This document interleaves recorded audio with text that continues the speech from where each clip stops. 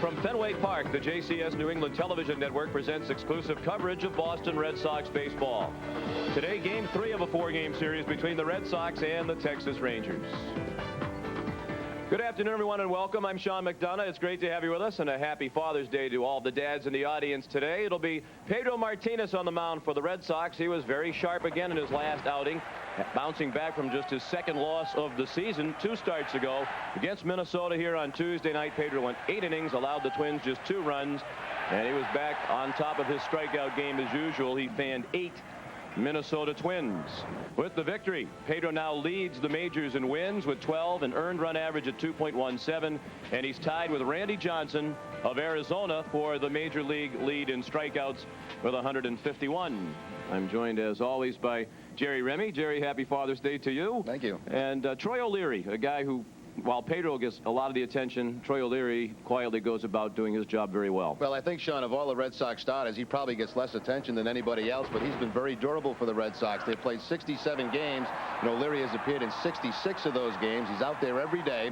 He provides some power from the left side of the plate, 13 home runs. But I think the big thing, Sean, is the defense. We kind of overlook what he does for the Red Sox in left field. We look at some of the numbers. He's improved every month as far as batting average, but only 1 error in 66 games. We talk a lot about Buford in center field. We talk a lot about Lewis, but O'Leary's been very steady in left, and of course left field not all that easy to play here at Fenway Park. So he's one of the guys you kind of forget about as time goes on, but he provides very steady numbers for the Red Sox.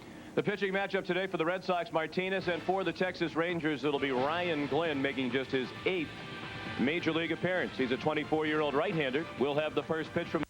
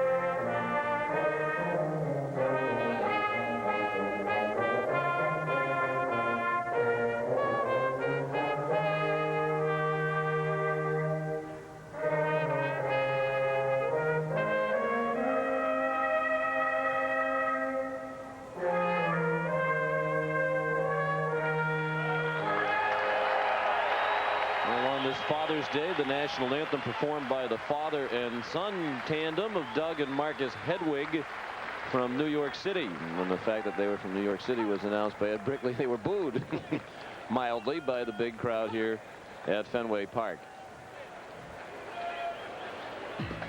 Boston Red Sox baseball is brought to you in part by your friendly Dodge dealer. From cars to minivans to trucks, it's about change, the new Dodge. And by Southwest Airlines. With fares so low, you have the freedom to go places and do things you never thought possible. Fly Southwest Airlines.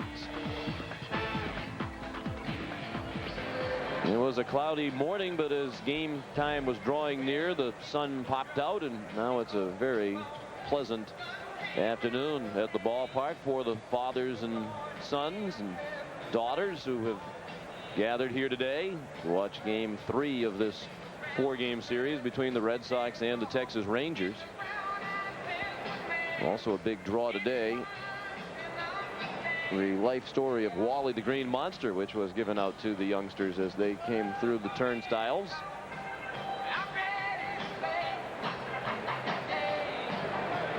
I imagine that young fan got a Wally book and is looking forward to a foul ball, it seems. And on Father's Day, perhaps the first game for that young fan.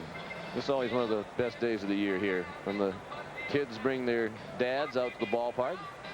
You know, the dads love to come out to the game, and so mom and the kids buy tickets for dad. He comes out, enjoys the ball game, brings son and daughter with him, and everybody has a heck of a time. It's been a great day here at Fenway Park. The weather has been outstanding all weekend for this series against Texas. Drew Bledsoe with us this afternoon. Look, we're on TV. The images that you are seeing are being shown on the big screen out in center field as well.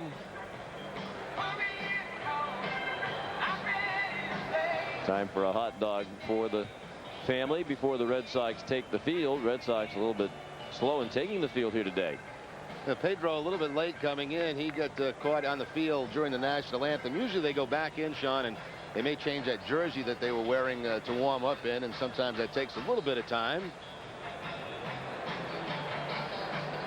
Well, a real treat for the fans on Father's Day, the fact that Pedro is pitching.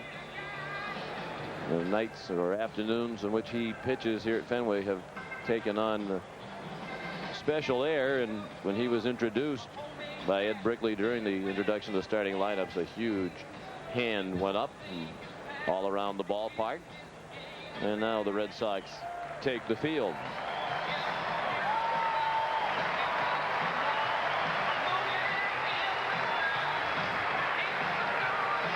Time now for the Texas starting lineup. The Rangers lead the American League West with a record of 39-28. Their lineup is brought to you by Southwest Airlines. The Rangers today have the second baseman Mark McLemore leading off. Batting second, the catcher Ivan Rodriguez. Hitting third and left field, Rusty Greer. The cleanup hitter, right fielder Juan Gonzalez. The DH is Rafael Palmeiro, third in the American League in batting average at .347. Todd Zeile, the third baseman, hits sixth. Batting seventh and playing first base, Lee Stevens. Ruben Mateo is the center fielder, hitting eighth, and batting ninth. The shortstop, Royce Clayton. And the Red Sox have moved back to fourth in the league in defense. 45 errors in their 67 games. John Ballantyne will be at third base. Nomar Garciaparra, the shortstop. Jose Offerman at second and Mike Stanley at first. Left to right will be Troy O'Leary, Damon Buford, and Trot Nixon. Jason Varitek, after a day off yesterday, back behind the plate. And on the mound, the right-hander Pedro Martinez, 12-2 on the season, 2.17 ERA, the best in the major leagues, 151 strikeouts, certainly leads the American League and tied with Randy Johnson for the lead in all of baseball. The next closest guy in strikeouts in the American League, Chuck Finley of Anaheim, with 84. There you see the last start against the Minnesota Twins, where he picked up win number 12. He was 2-1 a year ago against the Texas Rangers. In the 3 games he pitched, he had 32 strikeouts and a 1.61 ERA against Texas. And the umpires working today's game. Ed Hickox calls the balls and strikes. The crew chief Larry Barnett at first, Greg Kosk at second, and Dan Morrison has the plays at third. Leading off for Texas, Red Sox trying to make it 2 in a row after their 7-4 victory yesterday. They start the day with a record of 38-29. A game and a half behind the Yankees in the American League East. Here's Mark McLemore, the veteran second baseman, ready to lead this one off. Hitting .286, 2 homers and 17 runs batted in. A switch hitter, a much better hitter this year from the left. First pitch from Pedro, a ball low. We're underway at 1:10, about 5 minutes later than scheduled. 76 degrees at game time. The breeze blowing out toward left, the ball going toward right. Trot Nixon will have to play it on a hop. A base hit by McLemore on the second pitch of the ball game. McLemore has been struggling, only 1 hit in his last 18 at bats, but picks on this fastball from Martinez and picks up his first hit of the afternoon. Again, this is a very solid Texas lineup, and I think, as I mentioned earlier in this series, this is a lineup that's probably going to get better as the year goes on. They get some guys that right now are struggling, but overall a very, very solid offense.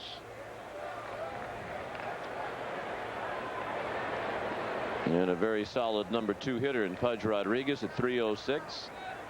11 homers and 35 runs batted in.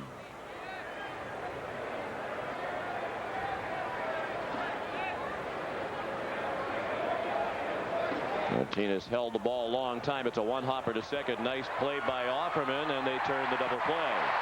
Garciaparra turned it. 4-6-3. A job well done by Offerman on that high hop up around the shoulders. Well, the one good thing about it, the ball was hit so hard that by the time Offerman's able to get the handle on it, you still have plenty of time to turn over that double play. Not only that, get it to Garciaparra in time to get out of the way of McLemore, who's trying to break up the double play. Well, the Rangers coming out swinging the bat against Pedro. That's 2 balls hit fairly hard against him here in the first inning. It's also the 15th double play Rodriguez has hit into this year. That leads the American League. Rusty Greer, the batter, hitting .280, 6 homers and 45 runs batted in. And takes a ball down and in.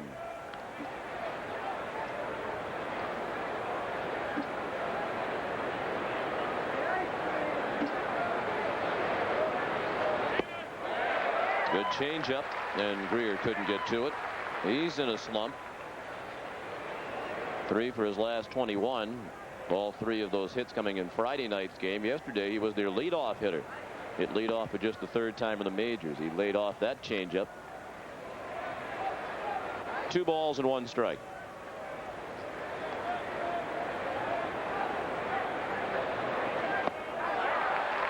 He tried to check his swing and could not. Jerry mentioned the huge lead Pedro has in strikeouts. He also has 3 more wins than any other pitcher in the American League. Mike Messina of Baltimore, second in the AL in victories with 9. The 2-2.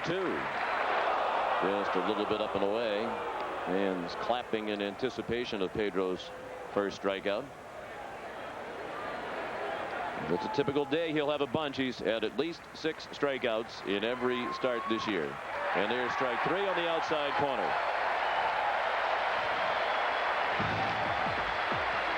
After a half inning, Texas nothing, and the Red Sox coming up. Batting third, the DH Brian Daubach. The red hot Nomar Garciaparra as the cleanup hitter and shortstop. Troy O'Leary in left field bats 5th. Mike Stanley is the first baseman today. Jason Varitek, the catcher, hits 7th. Batting 8th, playing center field, Damon Buford, and the number 9 hitter is the right fielder Trot Nixon. And the defense this afternoon for the Texas Rangers. Todd Zeile will be at third base. Royce Clayton, the shortstop. Mark McLemore at second, and Lee Stevens at first. Left to right, Rusty Greer, Ruben Mateo, and Juan Gonzalez.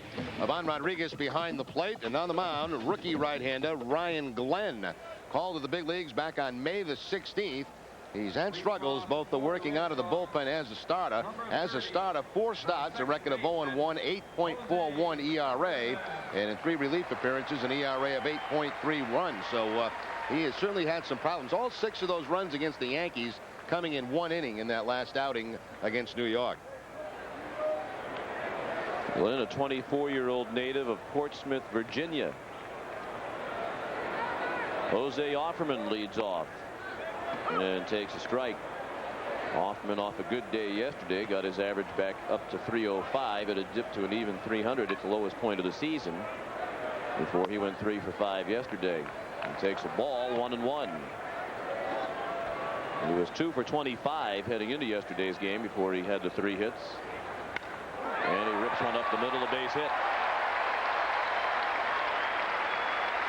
I think the one thing you'll see about Glenn today, he works very quickly, but almost all his pitches are the same speed. He has not yet really developed a real good off-speed pitch, and that's one of the reasons you have that very high batting average against Glenn.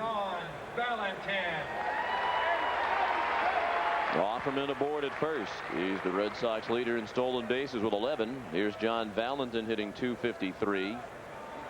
6 homers and 39 runs batted in. He's had a quiet homestand, just 5 for 26. Red Sox offense of late has been sporadic. Fly ball up into the sun in right. Gonzalez makes the catch. Offerman tags, and he started towards second, thought better of it, 1 out. A little frustrating when you're a base runner at first base who prides yourself on stealing bases, and then you look at the guy that's catching in the ball game, and he's thrown out 73% of the runners going against him. That's just an unbelievable number. That puts the brakes on any kind of running game. Oh boy, that is an incredible percentage. You can see how much better it is than any other catcher in the American League. Javier Valentin of Minnesota, second. Here's Brian Daubach. He looked at a ball low. Brian continues to hit. .317 his average. 7 homers, 23 runs batted in. He was 2 for 4 with a double and a run batted in yesterday, extending his hitting streak to 4 games. Down and in, 2-0 on Daubach.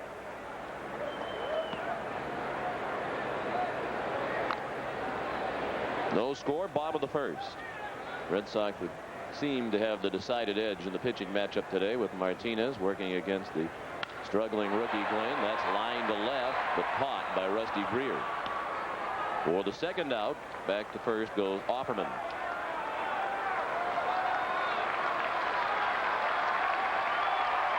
Batting fourth, number 5, the shortstop, Nomar Garcia-Parra. Big hand for Nomar Garcia-Parra. He hit a home run yesterday.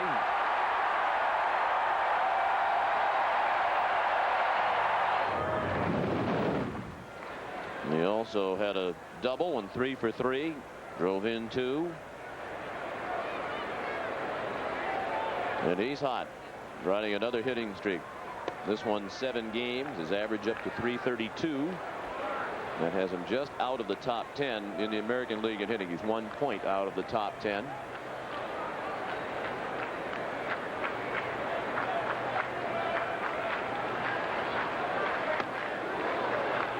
And the count now, 2 balls and no strikes. Not a bad hitting streak there. 7 games, 478 batting average, and in his career against Texas, a 340 career hitter. He's had some good ball games against the Rangers.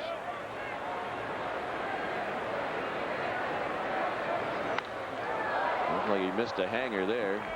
Fouled it back over by the roof boxes on the first base side. Looked like a pretty good pitch to hit. Yeah, curveball that stayed up in the zone, and Nomar, usually when he's in one of these streaks, will put that ball up in the net. Everything hard from Glenn. The fastball, curveball, slider, and a very occasional changeup. Big Father's Day crowd enthusiastic early, trying to spur on a Red Sox rally here in the first. High fastball popped out of play to the right.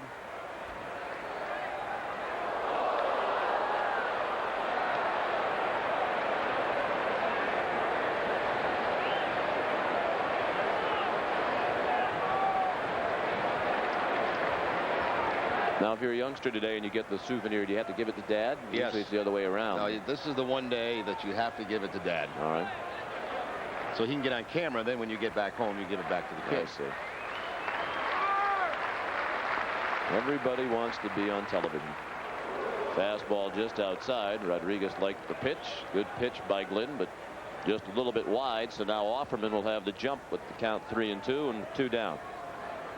Stevens has moved behind him. There's a base stealer that's still at first base now with 2 outs, and that's because of the guy behind the plate. There goes Jose. Nomar drives one foul over the roof. Make a play. That camera position down there. Come on now. Come on, Joe. He's right at you. Gonna arm Joe with a glove. He had a chance to show his vertical leap there, and he just decided not to. Yeah. We're not going to show you anymore, Joe, unless you start making some plays out there, though. You know, he gets a lot of camera time in those balls over his head, but I want to see a diving grab. Little looper, shallow center, in for a hit in front of Mateo. Offerman has to hold at second. So Nomar has hit in 8 straight games. The Red Sox have 2 hits here in the first. 2 men on with 2 down.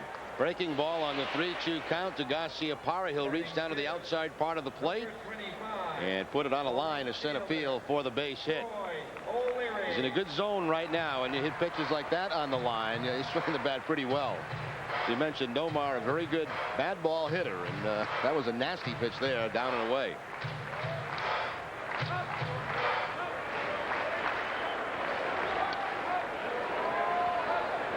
Now Troy O'Leary.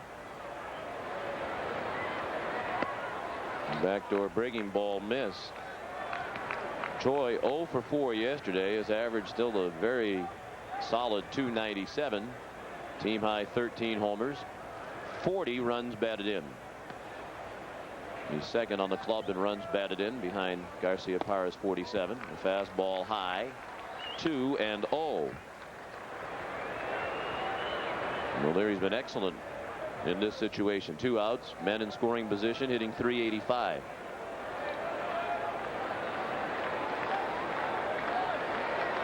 Outfield around toward left. They give Troy all kinds of room in right center. He swung at ball 3 and fouled it off the left side. Throw back to the mound by the umpire, and Hickox was not a strike. I think Ed would have called that a ball, as he missed Glenn when it rolled out to the second baseman.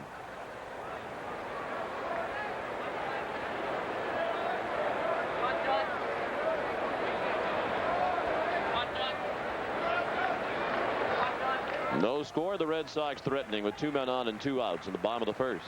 Offerman at second, Garcia Parra at first. The 2-1 to O'Leary is a fastball for a strike.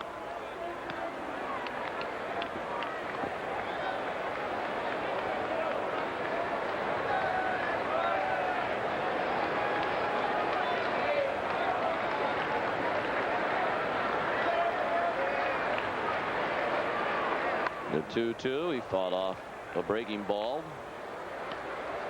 Glenn 6'3", 195 pounds, 4th round draft choice in June of 1995, out of Virginia Military Institute in Lexington, Virginia. You know the nickname of VMI? No. I didn't know. Of course, we have Troy Henderson, his dad Sheldon, here today on Father's Day. They're from Virginia. The Keydets. Didn't know that one. Now it's 3-2, and the runners will get the jump. So he was a Keydet.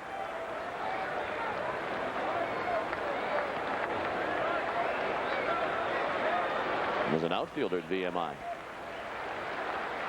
In addition to his pitching exploits, that one wasn't close. Another breaking ball on 3-2, and O'Leary walks to load the bases. Well, this could be another one of those afternoons where the Red Sox have a ton of base runners, combination hits and walks, and see if they can pick up the key hit to drive in some runs. Bases loaded with 2 outs. Rodriguez, McLemore having a conversation with Glenn.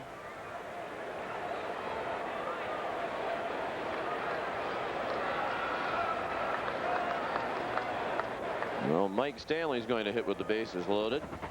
Yesterday, he hit a home run off Danny Patterson.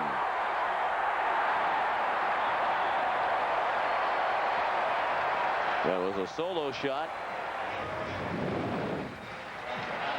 Stanley's 7th homer of the year. He now has 34 runs batted in, a .271 batting average.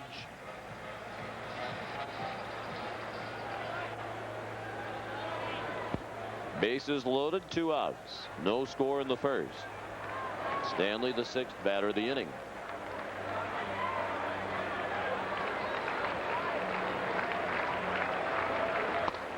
Ball on high. 8 career grand slams for Stanley.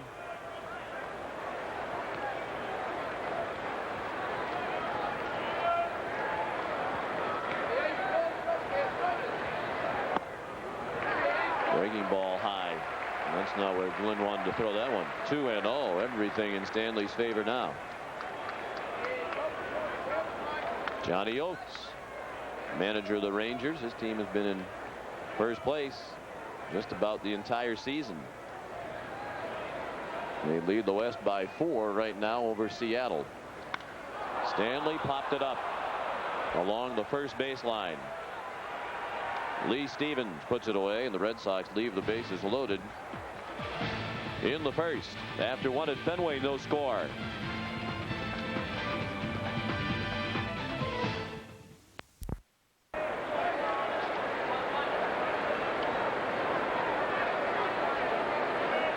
It's quite a glove, isn't it? It sure is. Looks like it needs a little work. Needs to be broken in some. Very colorful, though. Yes. Maybe he'll get a chance today on a foul ball. Juan Gonzalez, the leadoff hitter, hitting 319 homers and 56 runs batted in. He's tied for 3rd in the American League in home runs. He's 6th in runs batted in, tied with his teammate Rafael Palmeiro and Cleveland's Manny Ramirez for 3rd. And right now it's a 2-man race for the home run title in the American League between Jose Canseco and Ken Griffey Jr. 27 and 26 respectively. A half swing and a foul ball to the screen. 1-2. Yesterday where Griffey really crushed one, and Canseco went to the opposite field at the Metrodome for a home run right up over the baggie. That shouldn't count. Now the 1-2 pitch. Into the air in shallow center. And Damon Buford has it. One out. Rafael Palmeiro to hit next, and then Todd Zeile here in the Texas second in a scoreless game. Batting fifth, number 25, the designated As Jerry hitter, mentioned earlier, a lot of the Rangers are Palmeiro. slumping. Rafael Palmeiro is one of them. Hitting .347. And he's just 6 for his last 27, a .222 average over the last 7 games. He takes a ball outside. That .347 average, good for third in the American League. Tony Fernandez continues to amaze. He's still hitting .409 for the Toronto Blue Jays off the end of the bat, a base hit. A little lob into shallow center, the second Texas hit. Tony Fernandez, you would expect that average to at this stage of the season be down below 400. He keeps adding to it. 409 coming into action today. Number Jeter second at 375. Third baseman, Todd Zeile. One out. The man at first for Todd Zeile, veteran third baseman, hitting .254 with 11 home runs and 37 runs batted in.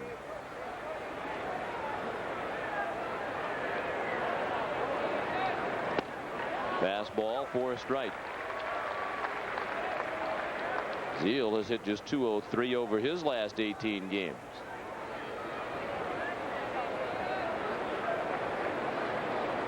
He had a home run yesterday, his first ever here at Fenway Park.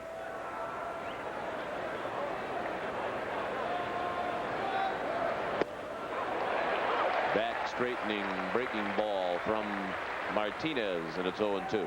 I'm not sure Pedro feels here in the early going that he might have that good fastball, so we're seeing some curveballs and a few changeups last inning, especially to Rusty Greer.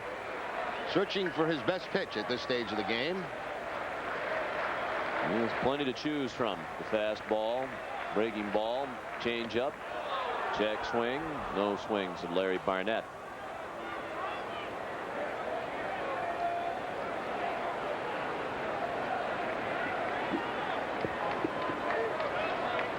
Not much success for Zeile against Martinez, but he has plenty of company. Outfield around toward right. The infield at double play depth. Big hole on the right side for Zeile. Half-hearted swing for strike 3. Second strikeout for Martinez. This curveball he'll throw directly at Todd Zeile. It'll put him back on his heels. And then he, almost like an afterthought, the swing. See him go back on the heels. The bat gives a little bit, and then he says, well, this is going to be a strike. I better swing at it. And Pedro picks up his second strikeout. One on a changeup, one on the curveball. So 2 down now in a scoreless game in the second. The batter is Lee Stevens, the number 7 hitter. Waving swing and a miss. Stevens having a fine year at .307 with 12 homers, 36 runs batted in.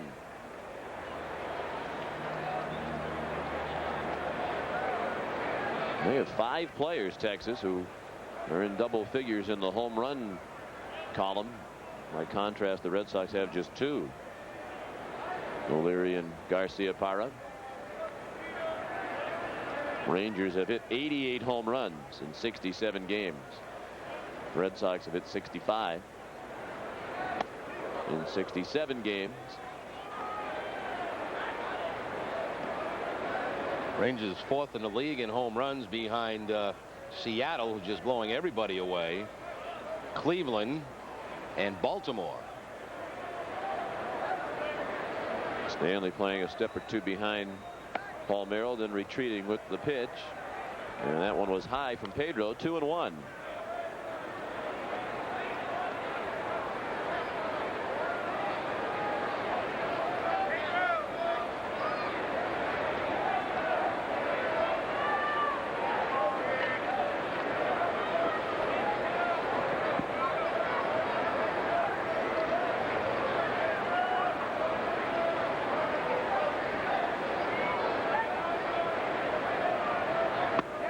Swing and a miss.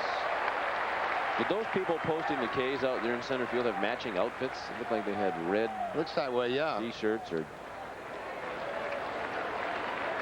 Yeah.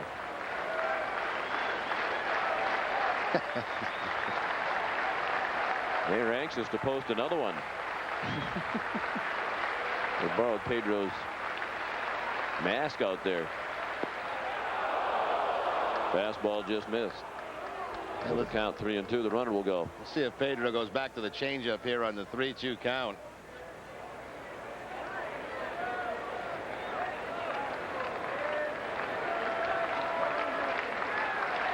There it is. Palmeiro takes off, and Stevens bloops one to left. That's a hit. Palmeiro continues to third. The throw from O'Leary goes to second. A bloop hit for Stevens. 3 singles already for Texas, and they have first and third with 2 outs. I'll give credit here to Stevens.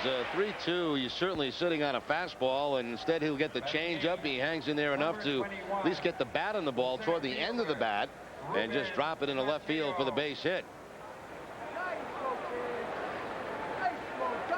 Stevens, one of the few hot Rangers lately. He's now 8 for his last 20.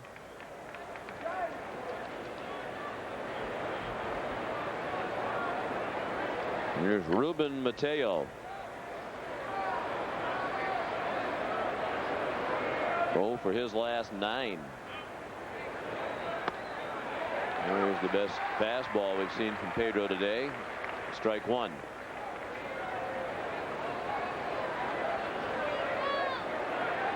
Mateo has had a difficult time since coming up from their AAA club in Oklahoma on June 12th. Swing and a miss. Last time he faced a strikeout pitcher was Roger Clemens in New York, and he struck out 4 times in that ball game.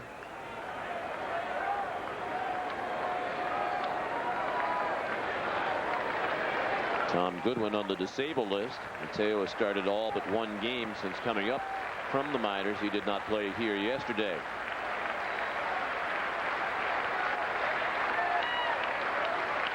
The 0-2. Fastball just missed.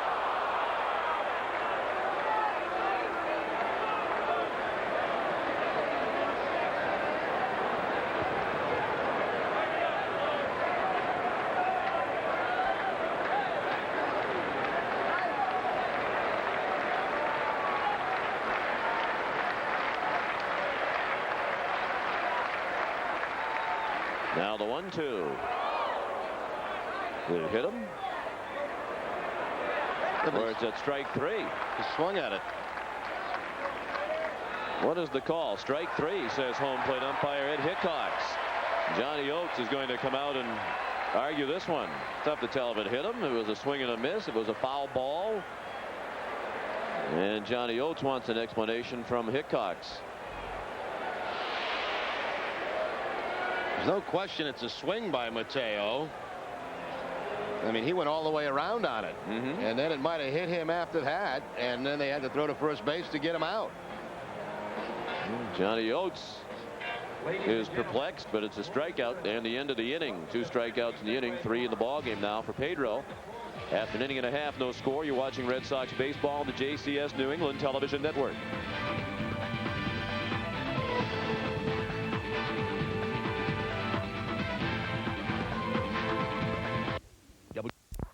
Is the double whammy if you're Ruben Mateo. You strike out and get hit by a pitch at the same time. Yeah, the swing is clearly a swing, and then you get hit right in the chest, it looked like, with the baseball.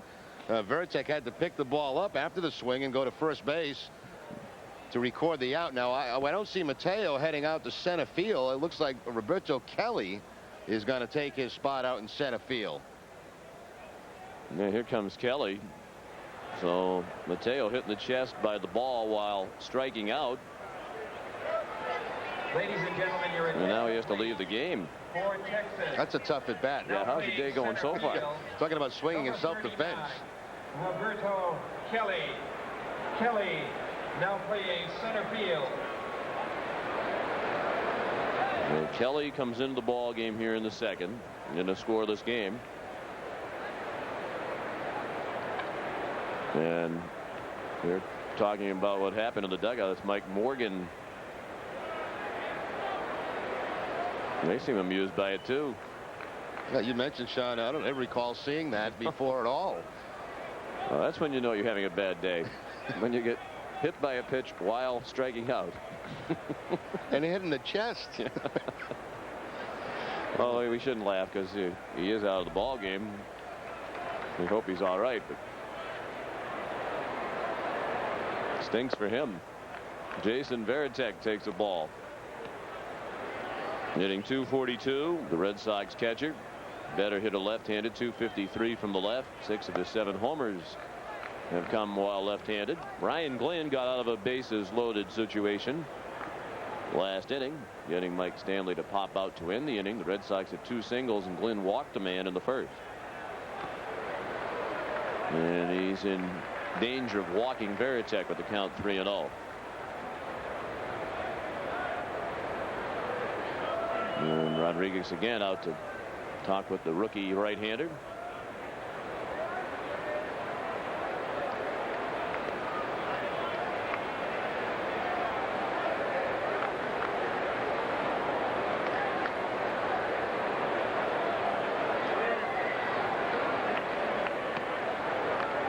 Glenn will face Varitek, Buford, and Nixon here in the second.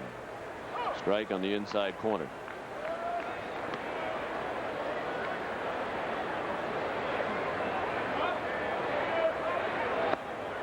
Here's ball 4. Second walk yielded by Glenn. That is 16 walks now for Glenn in 25 2/3 innings. The center fielder. And to go along with the 21 strikeouts. So control has been a problem. Giving up a lot of base hits has been a problem for him. And you can see Rodriguez is constantly trying to work with him to get him to concentrate, maybe slow down some, pick up the target, and throw strikes. Damon Buford, the hitter, at .277. 2 home runs, 19 runs batted in. There's a breaking ball for a strike. No score. Bottom of the second. Red Sox with the lead man on for the second straight inning. Varitek a slow runner at first.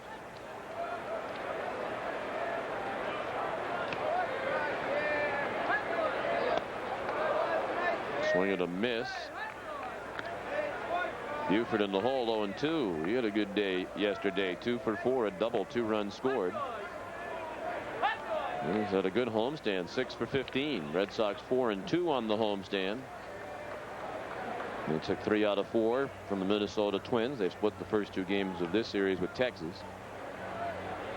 This is part of a stretch in which the Red Sox have 14 out of 17 games at home. They'll head to Baltimore for 3 in the coming week, and then come right back to Fenway. Yeah, the next long stretch on the road for the Red Sox: Chicago, Tampa, and Atlanta, right prior to the All-Star break. Buford pulls one foul. Nice play, as we have come to expect from our man Anthony. Well, I did see a little bit of the game yesterday, Sean, which was on Fox, of course, going to many parts of the country, and I believe Anthony was clean in that game. I don't recall any errors, so that's a big day for him. Picks up a lot of All-Star votes in a game like that. He's doing very well, balloting to be the attendant at the All-Star game. Imagine the hand he'll get when he gets introduced to it. He is the hometown attendant.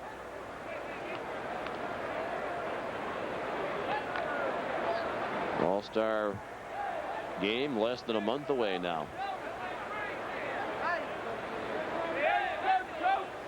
Breaking ball swung on and missed. Buford strikes out for the first out of the inning, and the first strikeout of the afternoon for Ryan Glenn. Probably the best curveball he's thrown this afternoon. At least he got this one down. Ends up away from Buford and down around knee high.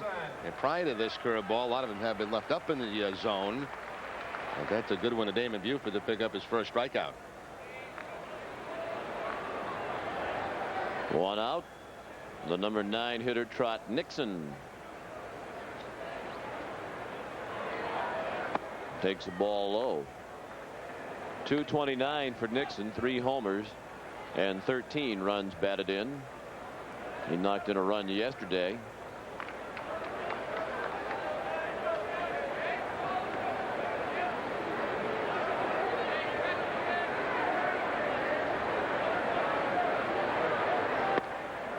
And a strike. 1 ball and 1 strike on Nixon, playing with increasing speculation that if he doesn't pick up the offense soon, Red Sox could make a change in right field.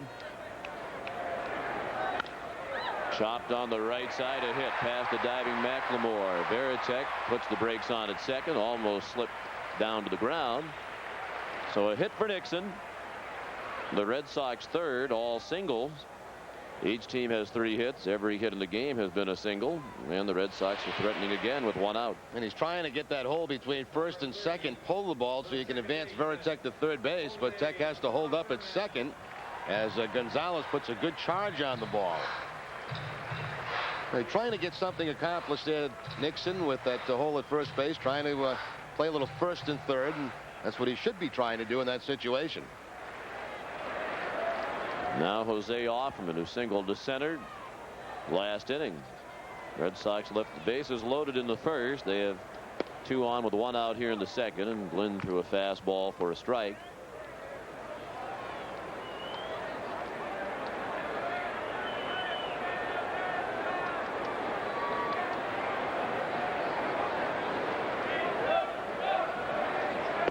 Ball low. Rangers play Offerman around to the opposite field. They give him a lot of room toward the triangle. The center fielder Kelly well over toward left, and Gonzalez a step or 2 toward the line and right. And Nixon's got to watch out for that pickoff attempt at first base from Rodriguez. He loves throwing behind left-handed hitters. And as Daubach found out yesterday at third base, where he got picked off by a mile, you don't want to wander too far off that bag.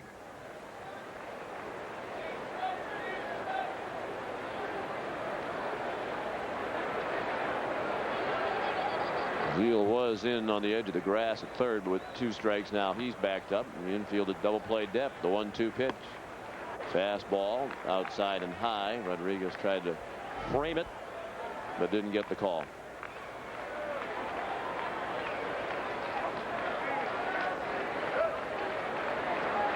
Offerman will be followed by John Valentin. Now the 2-2 pitch. Breaking ball just inside. Let's see if Jimmy has the runners on the move. Risky proposition with 1 out, and with Varitek the runner at second.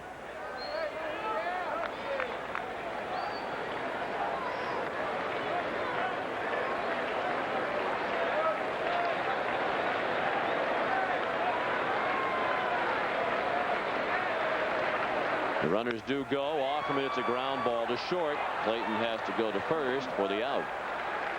Well, the movement kept the Red Sox out of a double play, perhaps. Though the ball was hit slowly, it would have been difficult to double up Offerman. Number 13. Now, so far, Glenn has not shown that he's going to be a big strikeout pitcher in this game. And, of course, Offerman a pretty good contact hitter. So Jimmy Williams takes that gamble. Certainly, if it's a strikeout, it's probably going to be a strike him out, throw him out, and end the inning. But in this case, Offerman makes the contact, gets a couple of men in scoring position, and stays away from the double play. Now there are 2 men in scoring position for John Valentin, who flied to right last inning.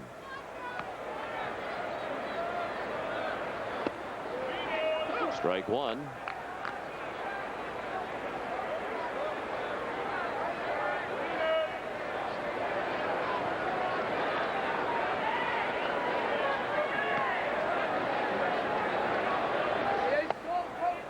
And looked pretty good, but called the ball.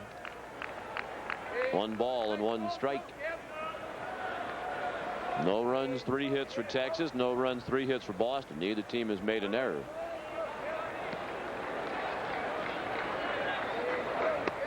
Fastball taken for strike 2. Glenn not a hard thrower. That fastball in the mid-80s, 84 miles per hour. It gives you the appearance he's throwing harder because he has a very quick windup.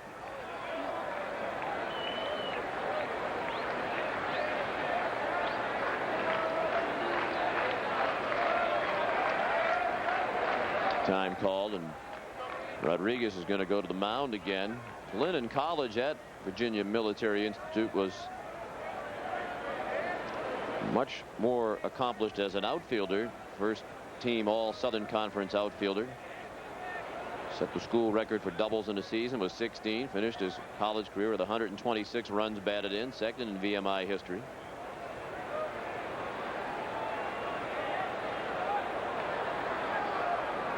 This conversation here, they may be changing signs is what they're doing with the man at second base. Rodriguez went out first. Then they called in the two middle infielders, of course, who have to know the signs, and they probably changed the sequence of signs that Rodriguez is going to give Glenn.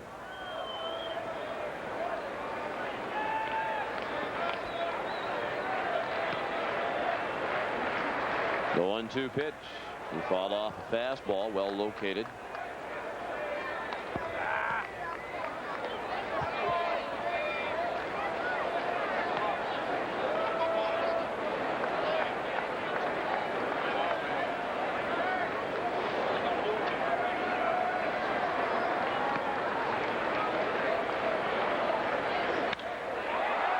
In the air and right, and Gonzalez is there.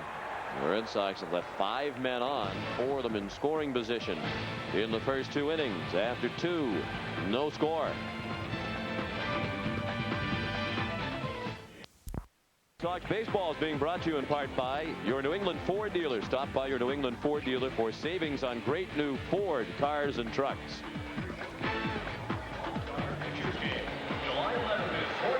Back inside Fenway Park, no score after 2 innings between the Rangers and the Red Sox. The 1999 Red Sox season is in full swing, and summer is just around the corner. Come out to friendly Fenway and taking a game in this last season of the century. Plenty of good seats are available. Can be purchased 24 hours a day by calling Red Sox Touchstone Ticketing at 617-482-4SOX. That's 617-482-4SOX. Isn't summer tomorrow? First day of summer? And it's also the longest day of the year, sun-wise. Here in beautiful Boston. You are. It's all downhill after tomorrow. You are loaded up with information today. See what a day off does? Yeah, you have plenty of time to research it. Royce Clayton, the leadoff hitter. Frustrating start to this one for the Red Sox as they've stranded 5 runners in the first 2 innings.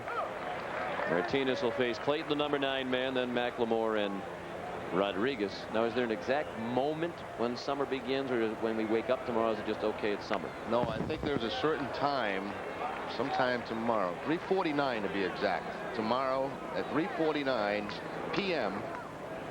it's officially summer. All right. Well, happy summer. I'll wish you that a little early. And I can stop reading that promo tomorrow because it will be summer. Here. We'll be here finally. And then you can read the promo and say spring is no longer here. Swing and a miss. Clayton goes down as the 4th victim for Pedro, one time through the Texas batting order. Now, so far in this game, it has been his curveball that has been the best pitch for Martinez in the early going. That's how he picks up that strikeout. We'll see. Clayton will be happy when summer rolls around tomorrow because he's had a bad spring. Yes, had an injury that put him on a disabled list, a bad shoulder, and he'll be happy to see spring go. Mark McLemore looked at the ball. He singled to right his first time up. Now, do we have to do anything with the clocks tomorrow? No, they stay the same. They stay the same. Yeah. All right. They stay the same. But you'll notice that I think every day now, from now on after tomorrow, is a little less daylight. I think it's a minute a day, if I'm not mistaken, something like that. It gets depressing. Yeah, it is. Fall. Yeah, because it's it's so nice here in November and December when it's dark at 4:30. Yeah, it's awful. It's awful.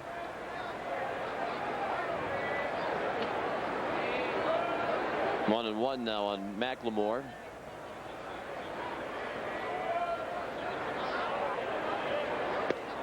Well, it is Father's Day. It is also my mother's birthday, so I'd like to send out a happy birthday greeting to my mother, Wilma McDonough. I won't mention her age today. Happy birthday. To deep first, Stanley flips to Martinez for the out. We were going to call you Dad, but you kind of figured he'd probably hang up on us. Yeah, he's not a big TV guy. Now that when he's not being paid for it, at least. No, he's out. I think he's on the islands today. We're going to celebrate Father's Day a couple days late. in the McDonough household. But we are going to have the birthday celebration tonight for my mother on her birthday that will not be mentioned. We're not going to call her because when we called her on Mother's Day, she's now a ham. We created really a very difficult situation. She has the tape and she plays it back. She has the whole thing memorized. She's really starstruck now. Ivan Rodriguez bounced into a 4-6-3 double play in the first. One strike, the count. As Pudge steps out, no score. Rangers have had some chances as well. They had the lead man on in the first, but Rodriguez hit into a double play. They had 2 men on with 2 outs last inning, but Martinez struck out Roberto Kelly.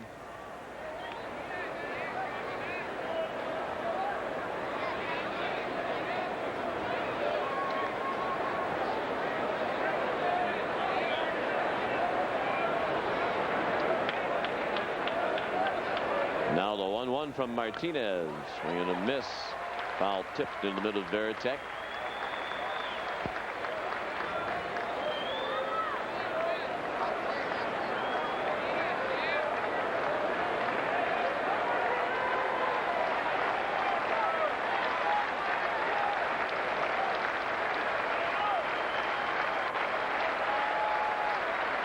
The 1-2 pitch.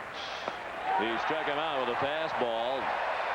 The swing seemed to be an afterthought. 2 strikeouts in the inning, 5 through 3 innings for Pedro.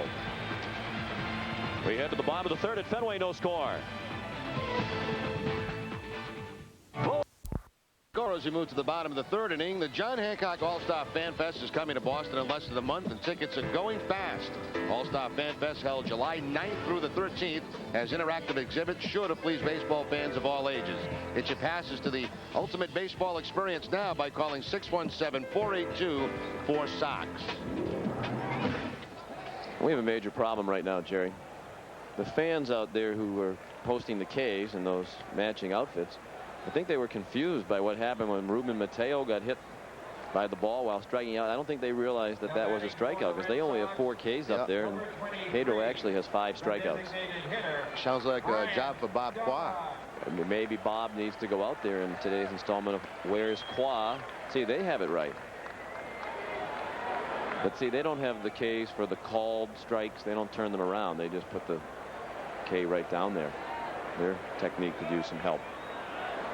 Brian Dahlbach takes a strike. I'm told that Mateo bruised his right shoulder and is listed as day-to-day, like the rest of us.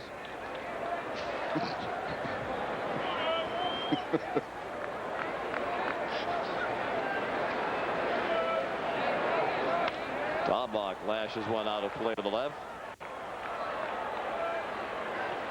He lined to left his first time up. Dahlbach, Garciaparra, and O'Leary, the 3, 4, and 5 hitters. Brian with his second chance to extend that hitting streak to 5.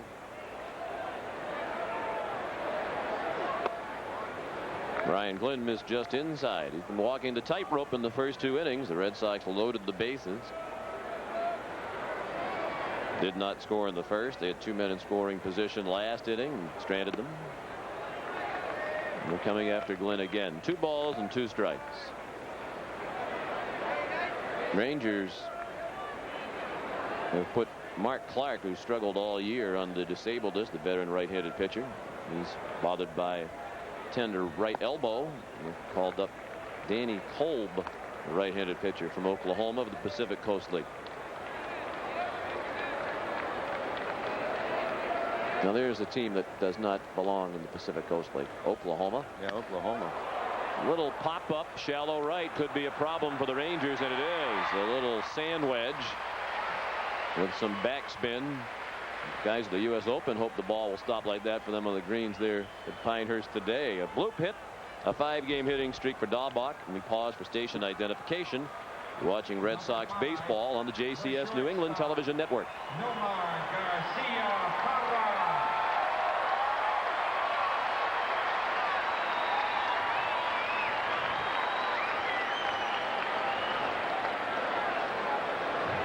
Sean McDonough, Jerry Remy, our producer Pat Cavanaugh, director Bob Whitelaw, Troy Henderson, Bob Claw assisting us here in the booth. Delighted to have you with us on this Father's Day at Fenway Park. Up the middle for Nomar, a base hit. It hit the mound and scooted right through into center. It seems to be just a matter of time before the Red Sox score some runs against Glenn. Yeah, that's what we talked about, Sean. There are going to be plenty of base runners coming through hits, walks. Red Sox need some key hits to drive in the runs. Nomar picking on the first fastball right back up the middle for the base hit. 3 hits yesterday, 3 for 3. He's 2 for 2 in this game. Might notice that light blue sweatband that he has on. A number of the players today, coaches, managers, wearing that. That's the Cat Cure, the fight against prostate cancer. It's a program sponsored by Major League Baseball and was supported by the Red Sox. So we see a number of those light blue sweatbands on today. Troy O'Leary chops one to second. McLemore to Clayton on to first, not in time. Jimmy Williams wearing that wristband, trying to help in the fight against prostate cancer. Big high hop at second base from McLemore, and of course that takes a little more time as he has to spin around and make the play. With Nomar going into second to break it up, O'Leary will beat it at first base to stay out of the double play.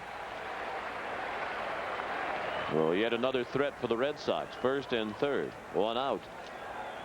Mike Stanley popped out with the bases loaded and 2 outs in the first inning. Popped up to the first baseman, Lee Stevens.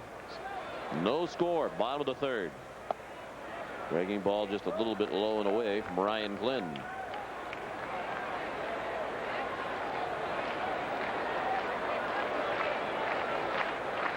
Texas Rangers had a 3-game winning streak snapped here yesterday. They're an excellent road team. 22-15 on the road. Second best away record in the AL. Cleveland an amazing 22-7 away from Jacobs Field. The Texas 22-15 road record, their best ever after 37 road games.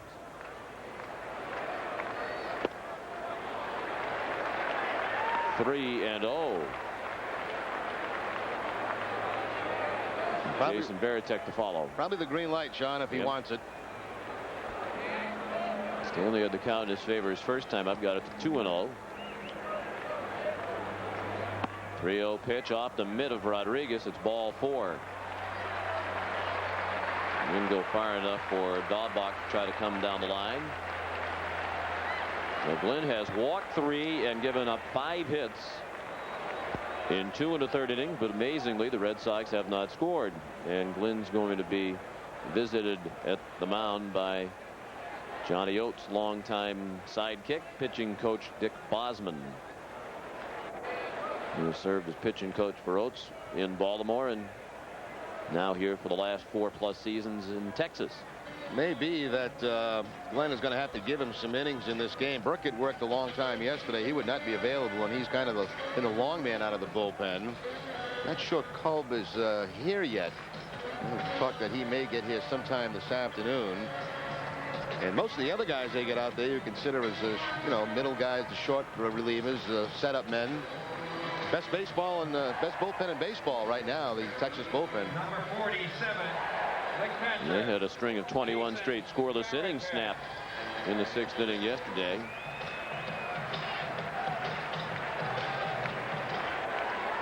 Jason Varitek walked leading off last inning. He was stranded at third. The infield back for the Rangers, hoping for an inning-ending double play, hoping that Glenn can dodge another bullet.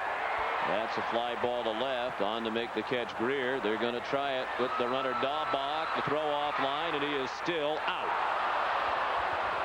Brian is not a fast runner, and with the ball caught in very shallow left by Rusty Greer, even with the errant throw, Rodriguez had time to catch it and lunge to get Dahlbach. So the Red Sox squander another great chance to score, and it's still scoreless after 3 innings at Fenway Park.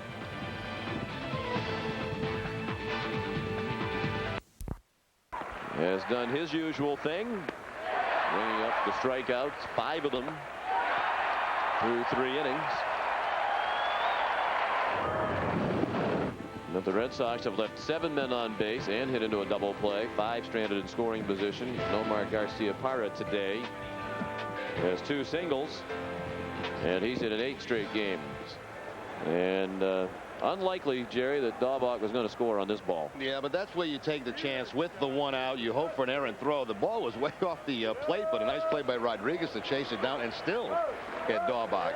Nobody out, you don't take that chance. 1 out, more likely to do it. That time it didn't pay off. Rusty Greer called out on strikes his first time up. Up there with 1 strike this time. He bounces 1 foul down by the Red Sox dugout. Greer in the hole 0-2. Greer, Gonzalez, and Palmeiro, the 3, 4, and 5 hitters. Greer tied with Tony Fernandez for the league lead in doubles with 23. He's fortunate to still be up there. That breaking ball was very close.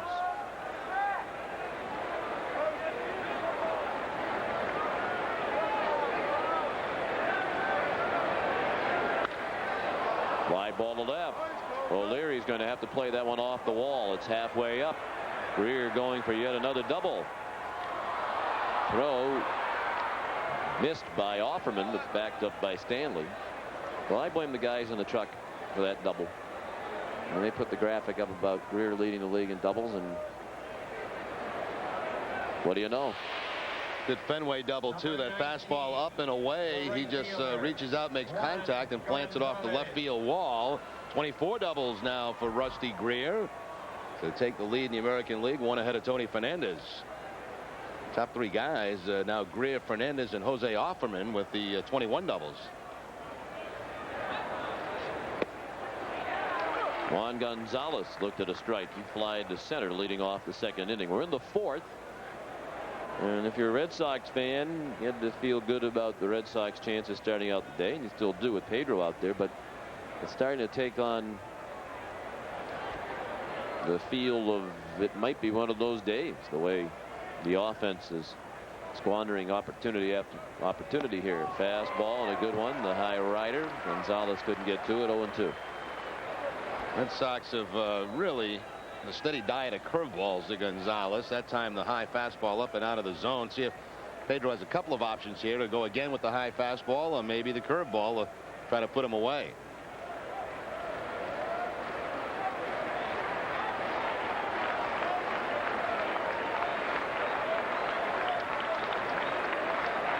The 0-2 pitch. He wouldn't chase that one.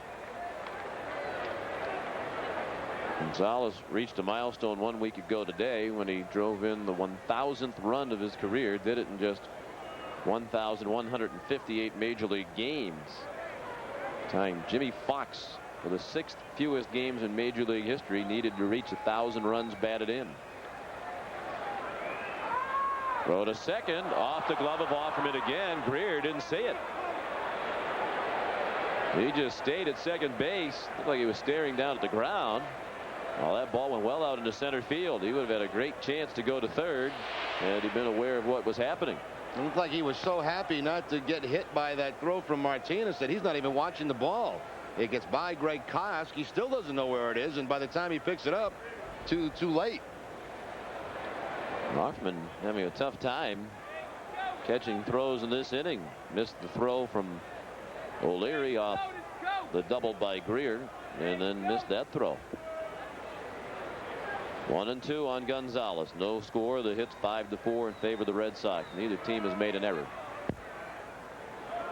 Double by Greer, the first extra base hit for either team. Veritek and Martinez want to make certain that they have the right thought process. The last 2 pitches to Gonzalez, Veritek's thrown out a number of signs that have not been accepted by Pedro. So Veritek said, well, I'll go out there and find out what he wants to throw.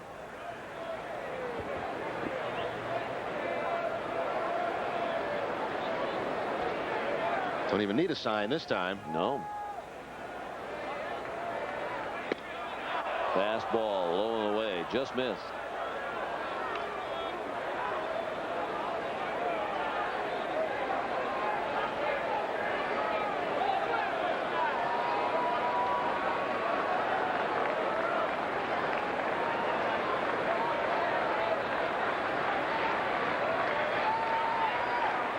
Long look at Greer before the 2-2, fouled back.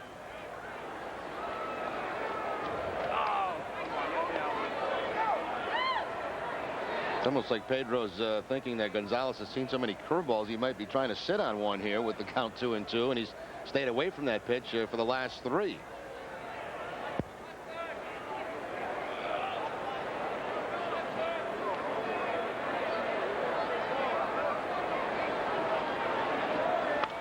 The 2-2 fouled away again over by Ed Brickley in the public address booth.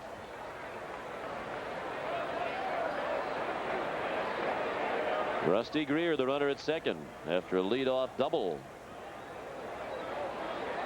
Rangers have had some chances too. Last inning, the only inning in which they've not had at least one base runner. They had 2 hits in the second and stranded 2. They've left 2 men on, and they've hit into a double play. Close, but a ball.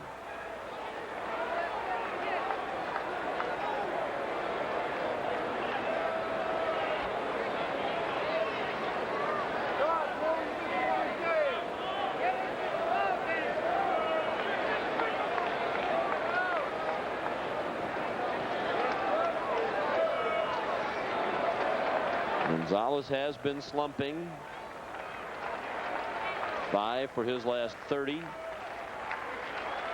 3-2 pitch right off the end of the bat past Martinez. It'll get Greer to third. Offerman just does get Gonzalez. 1 out, a runner at third. Now, after about 4 straight fastballs, a changeup, back to the curveball for Martinez, and barely making contact with Gonzalez. He'll get up the middle low and almost beat this at first base. That's a very close play at first. Looked like could have went either way.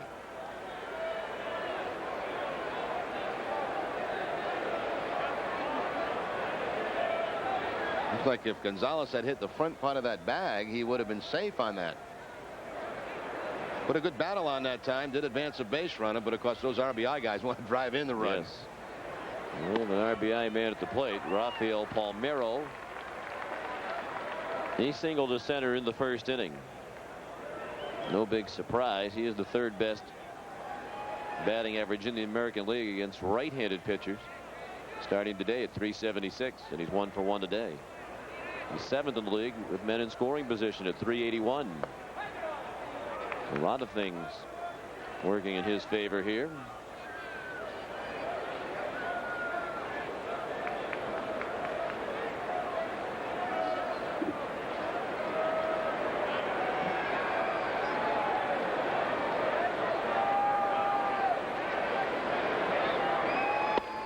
Good pitch.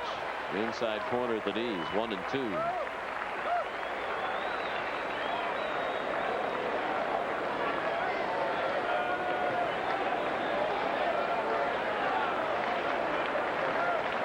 No score. Texas with its best chance. A man at third. 1 out. The infield back with the exception of Valentin, a step behind the bag at third. He could use a strikeout. He won't get it. Pop fly into center field. Buford coming in to make the catch. Here comes Greer down the line. The throw, not in time. Little chance for Buford from that distance to throw out Greer. And the Rangers lead 1-0 on a sacrifice fly by Rafael Palmeiro. Now that's a good job there by Palmeiro. Both Gonzalez and Palmeiro really battling Pedro Martinez. He got an inside fastball. Good pitch by Pedro, but is able to get the bat on it, get the fly ball deep enough to score Rusty Greer. Throw from center field. A pretty good one by Naaman Buford. But not quite on the target, and Rusty Greer scores the first run for Texas. You would expect the Red Sox to be ahead in this game, but not the case. Todd Zeile is swinging and a miss. He struck out swinging in the second. 1 run, 4 hits for Texas. No runs, 5 hits for Boston. Fastball outside. 1-1.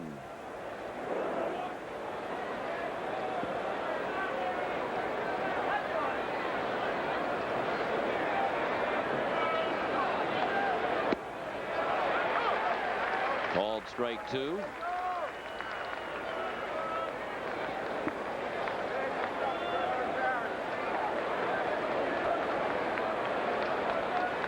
And came over to the Rangers. Right around the trading deadline last year. They made a lot of moves. Right before the deadline, they got Zeal and Clayton, Todd Stottlemyre.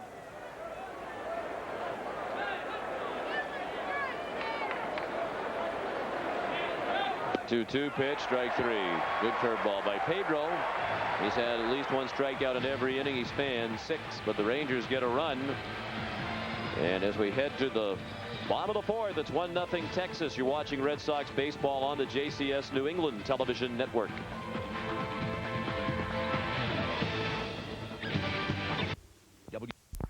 For this in the 5th, Jeff Suppan and David Wells, the pitchers. Oakland has a 3-1 lead in Detroit in the 4th. Ben Grieve and John Jaha have homered. All the runs in that game on home runs. Bill Hasselman went deep for Detroit. Anaheim leads 2-0 at New York on a Matt Luke 2-run homer, his first off David Cone. The rest in a moment. First a strike to Damon Buford. And here are the rest. Baltimore 2. The White Sox nothing. B.J. Surhoff a 2-run homer, his 16th of the year. Tampa Bay leads Minnesota 1-0. Seattle and Cleveland tonight in the ESPN Sunday night offering. Buford struck out his first time up. That was in the 2nd. Trot Nixon on deck, then Jose Offerman against Lynn, who's very fortunate to be working on a shutout at this juncture. That's a foul ball. Rodriguez wanted to pounce on it, keep it fair with his arm. He knew he would have a great chance to throw out the runner Buford. That's how quickly Rodriguez gets from behind home plate, and it will try to slap this ball back in fair territory. Quick as a cat behind home plate on just about all kind of plays. Certainly throws the second base and third pickoff attempts, pouncing out on bunts in front of home plate. Great feat. Buford got a hanger and fouled it back. Still 0-2. He played for Texas 212 games in 96 and 97.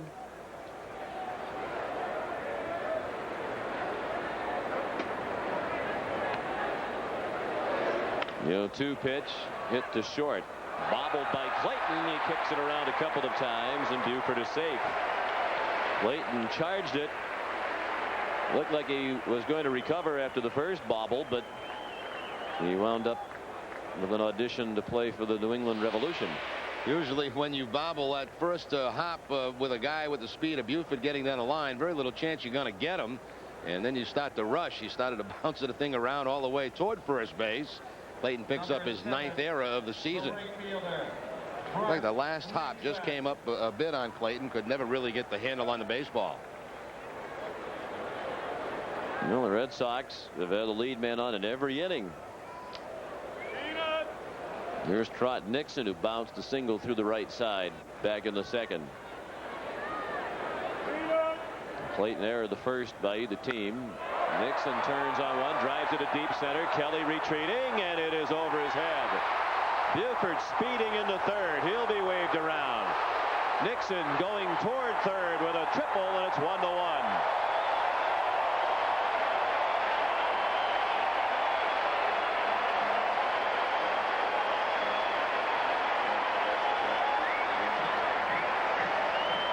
That's the first triple of Trot Nixon's major league career. And this ball hit a long way by Trot Nixon back out toward that center field wall at somewhere close to the 420. You see Roberto Kelly going back hard. He just can't quite reach it. Ricochets off to the garage door, and here comes Damon Buford, who was right about at second base. He pretty much knew that ball was going to be over Kelly's head. He'll score easily, and Nixon into 3rd with his first career triple.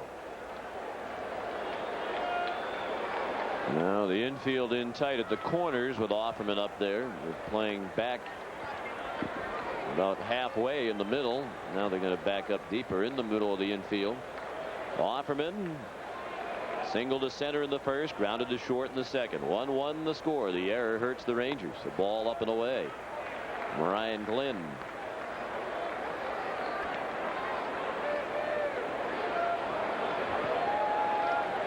Two and 0.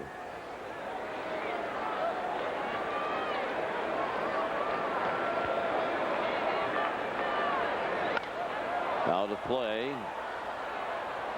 on the left side. You see the catcher Rodriguez come pouncing out of his stance. He was going to go to third base with a pickoff attempt, had that been either a ball or a swing and a miss by Offerman.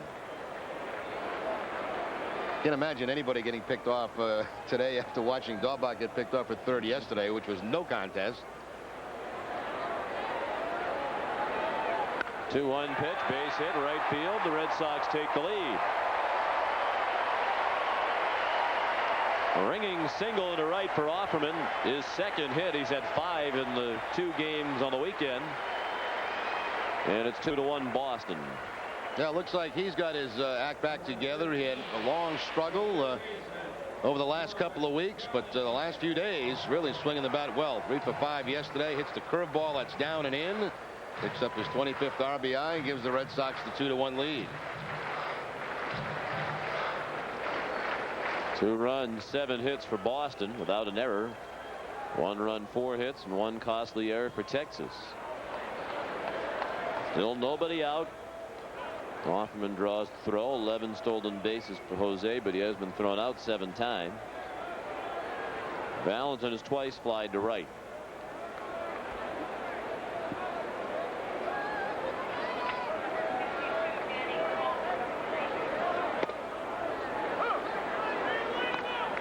There is action now in the Texas bullpen as Valentin took strike 1. Danny Kolb has arrived, just called up from Oklahoma today. And he is warming up in the bullpen.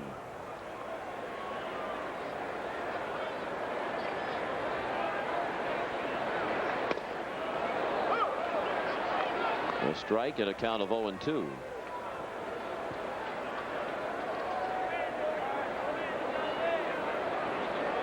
.74 pitches thrown by Glenn.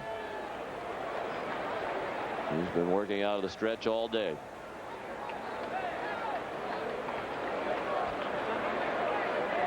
The 0-2 pitch, quick throw down to first. It was very close to strike 3, but Glenn didn't get the call. Now, sometime when you have a pickoff attempt like that, the catcher maybe steals the call from the umpire, gets a quick action of trying to pick a guy off, blocks the umpire's view. Offerman not that far off the bag either.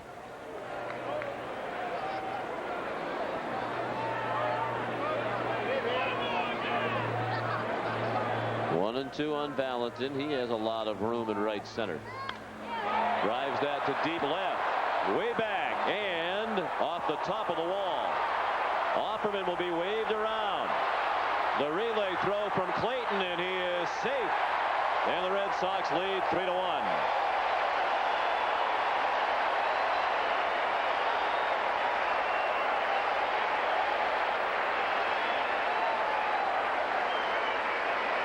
Well, a good read there again by Jose Offerman. Obviously, the more games you play in this ballpark, the better you get to know when the ball is going to be off the wall or not off the wall.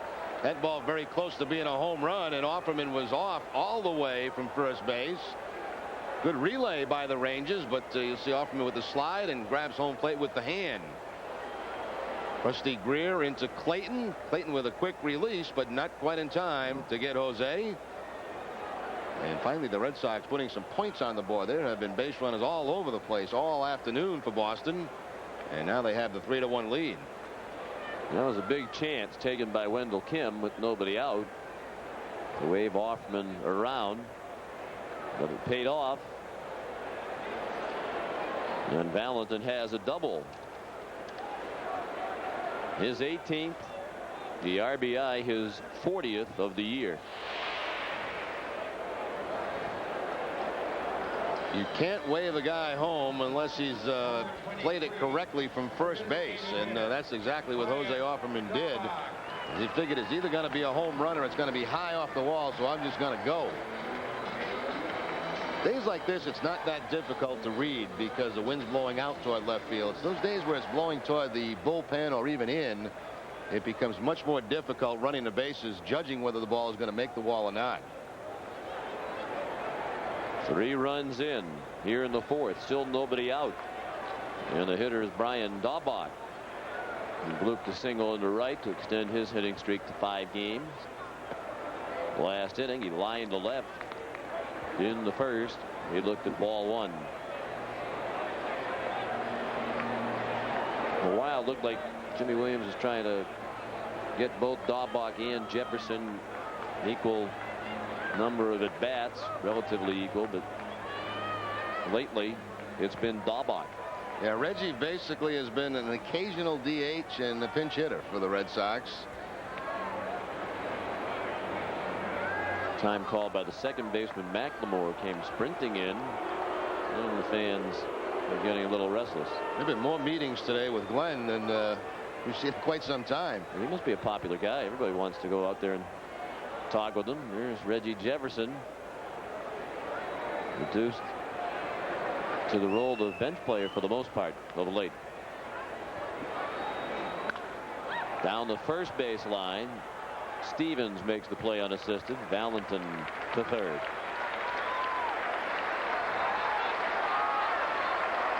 Well, Dahlbach getting the job done by pulling the ball with the man at second base, getting to third with less than 2 outs.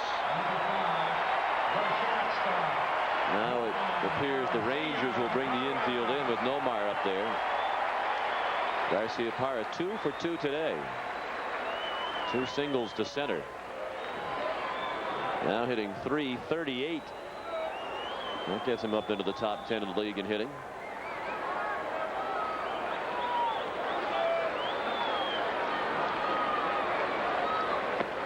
Well, you wonder if the fact that the Red Sox are home here for a long time will help Nomar in the All-Star balloting. In the most recent tally released, he and Derek Jeter were neck and neck. Jeter ahead by just about 15,000 votes. Now, one thing that could help, they've had great crowds on this homestand. Even the 4 games against Minnesota, right around 30,000 just about every game. So if they're voting, and they're voting for Nomar, he should be able to pick up quite a few here on this homestand. Well, it's tough to argue with the selection of Jeter. Yeah. He's been great from day one this season.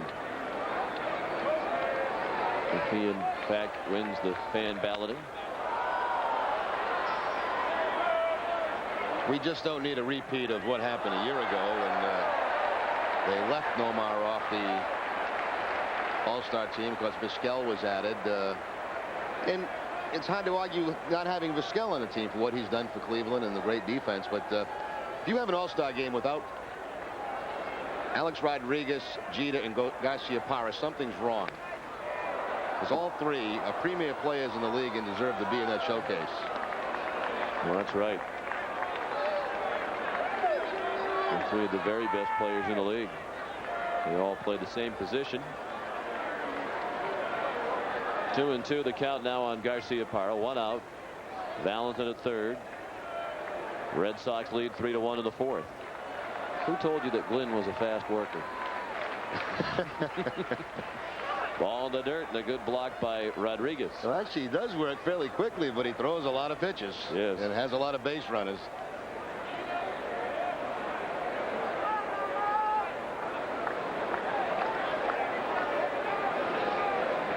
He's thrown 83 pitches already here in the 4th inning.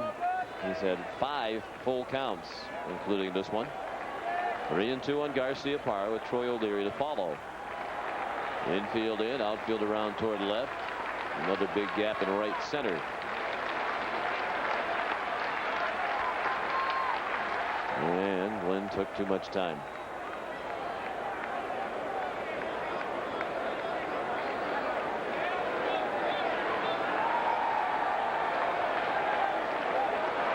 The payoff pitch, swing and a miss.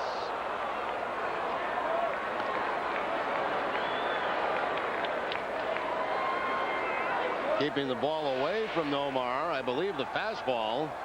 Yes, it was a fastball. Outside corner, just off the outside edge. And one of the few times Nomar will not make contact with a man in scoring position. Mentioned didn't strike out very much. Only the 23rd time this season.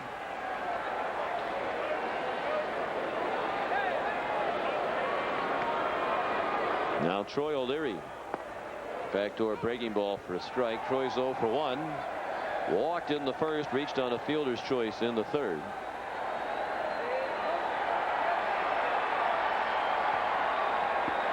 Garciaparra in the top 10 of the league and hardest to strike out. 7th, averaging a strikeout every 11.8 plate appearances coming into today's game.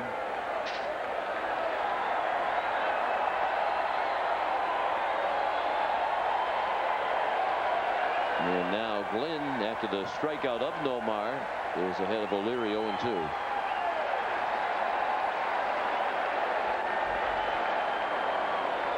Fans doing the wave with enthusiasm today.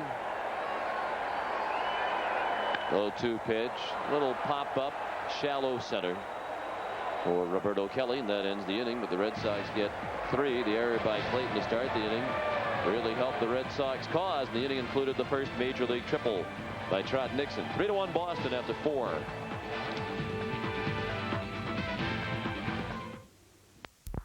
Red Sox baseball is being brought to you in part by your New England Ford dealer. Stop by your New England Ford dealer for savings on great new Ford cars and trucks.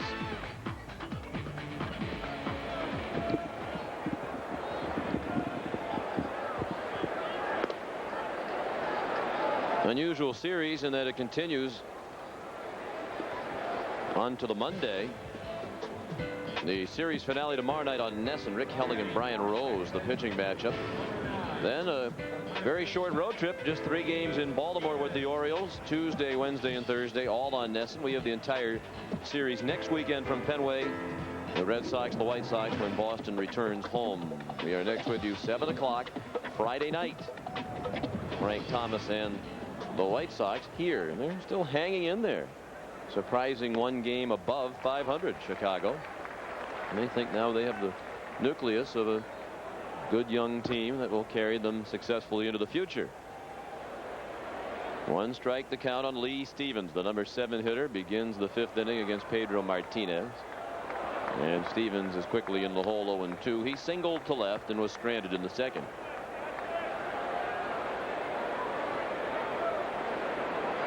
Stevens, Roberto Kelly, and Royce Clayton coming up.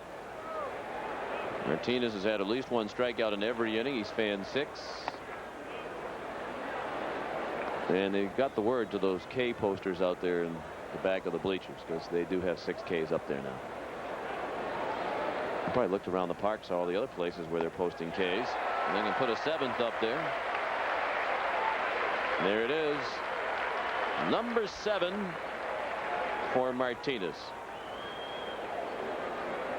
Special request from Anthony down that third base line. He'd like to wish his father Joe a happy Father's Day. He was home watching the ball game today. He must be so proud of the job Anthony does here day after day, fielding all those grounders and line drives. I know you're very proud. We received quite an honor today. Don't mean to toot our own horns here.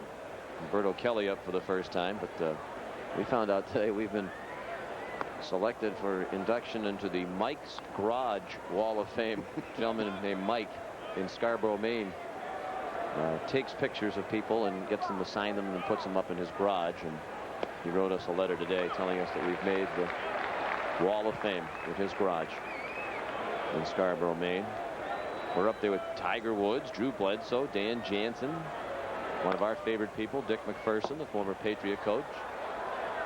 Reggie Lewis has his picture there.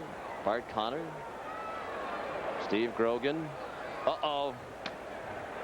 Our first inane banter warning in quite a while. The shame of it all. The 2-2 blowing away. What's interesting about this gentleman, Mike, when he sends us the picture, which he took at a game, shot up from down below at the booth, he actually tells us what he wants us to sign. Yeah, with the right on the picture. Yes. Jerry, would you please autograph the photo? I haven't yet made the Baseball Hall of Fame, but I'm a proud member of Mike's Garage Wall of Fame. Jerry Rimmon. Yeah, I didn't quite write it that way, but no, you didn't. Swing and a miss. well, a good sign here for Pedro. The last 2 strikeouts with the fastball. That's a pitch that he really didn't have in the early part of this ball game, but he seems to be getting the touch right now. Fastball by Stevens and now by Kelly. Back-to-back strikeouts here in the 5th inning. What did you have to write on that? I'm broadcasting my way into Mike's Garage Wall of Fame. Sean McDonough. Yeah, that's nice. He's here today, sitting down in the box seat, so maybe we'll send the pictures down. Royce Clayton with 1 strike, and now a ball. He struck out swinging. Pedro trying to strike out the side here. He has fanned 3 in a row. He got Zeal to end the 4th inning.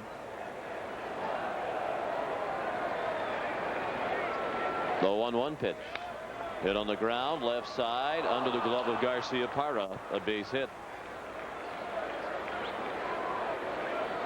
2-out single by Royce Clayton, the 5th hit for Texas. Even if Nomar makes that play in the backhand, he's not going to get Clayton at first base, who has very good speed getting down the line. Pedro back to the curveball, but Clayton right toward the end of the bat, he'll get in that hole between Garcia Parra and Valentin and keep Pedro away from the 1-2-3 inning.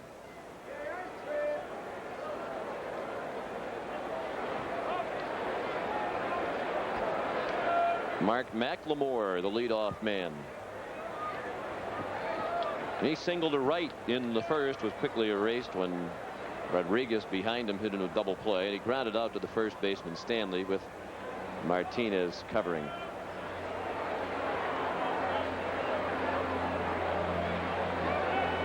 Jerry, I'm also very pleased to present you with tickets of admittance to the Mike's Garage Wall of Fame. He actually has tickets printed up. Mike's Garage Wall of Fame, Scarborough, Maine. So apparently you need a ticket to get in to see these pictures of all these famous people. It admits 1 Some each of us, ticket. like us, not so famous. It admits 1. So we have 4 tickets if you want to bring the family. The runner goes, the throw, not in time. And Royce Clayton has a stolen base to get into scoring position, his 4th steal of the year. Even though they're down by 2 runs, you can't just play station to station against Pedro. He picked a good pitch. He got the changeup that time. Throw a little bit late by Veritek. Clayton picks up his 4th steal. He's been thrown out 3 times. But with the 2 outs, the base hit, and then the stolen base to get in scoring position.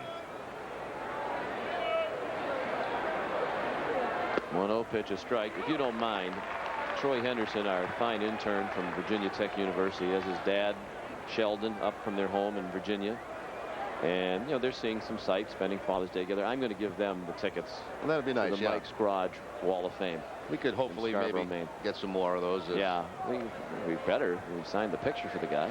Maybe I'll take a ride up there on the All-Star break and. Yeah. Well, you don't want to do it then. We have a lot of activities here.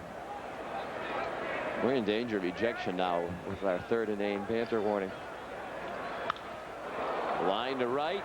Nixon makes the catch, and that ends the inning. Pedro pitching his way onto Mike's Garage Wall of Fame. 3-1 Red Sox, middle of the 5th at Fenway. Step 4. The 5th inning, the Red Sox have taken a 3-1 lead in this ball game. Well, Red Sox fans, bring your company, school, or other group to Friendly Fenway by using the group sales ticketing line at 617-262-1915. This is the best way to purchase tickets for your group of 40 people or more. Make sure to take advantage of this line and bring your team out to cheer on the Red Sox at Fenway. Call Red Sox group sales at 617-262-1915. Third baseman, Mike Stanley. Bottom of the 5th on Father's Day at Fenway. We hope you're having a great weekend. Red Sox try to make it 2 out of the first 3 of this 4-game series with the Rangers, lead 3-1. Ryan Glenn to Mike Stanley. Breaking ball, a strike. Stanley popped out to end the first with the bases loaded. He walked and was stranded in the 3rd. All the scoring in this game in the 4th inning. Texas got 1 on the top. The Red Sox answer with 3 in the bottom of the 4th. John, we should send best wishes along to Stephen King, who was in a terrible accident last night, hit by a car as he was walking. Oh, great Red Sox fan up in Maine, a brilliant author. We're sorry to hear that. We hope he's doing all right. He might be watching today. Hope he's well enough to watch.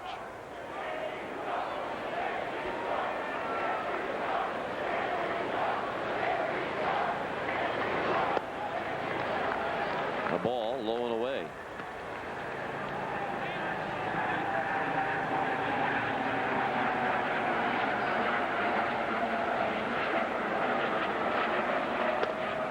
Fastball very close. Glenn wanted it. Glenn has struck out 2. He's walked 3. He's given up 8 hits. Well, he has kept his team in the game. Stanley started his career in the Ranger organization. That's a swing. Ed Hickox didn't need Larry Barnett's help. And Glenn has the strikeout, his 3rd.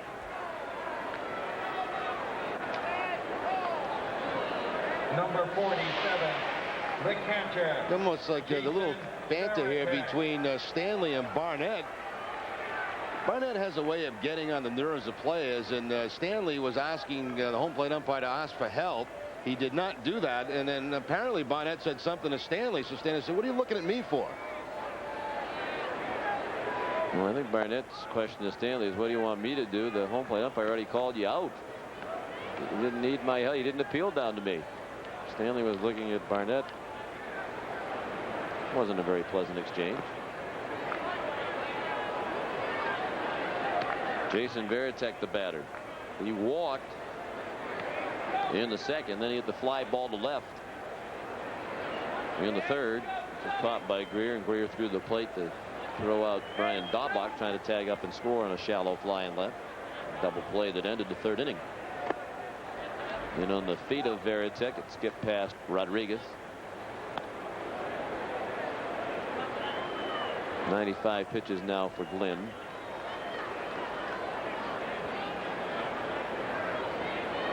A key debt from Virginia Military Institute. Troy and Sheldon Henderson told us that their mascot is a kangaroo that wears boxing gloves. Pulled down the line. What did you say the school colors were? Red, yellow, and white.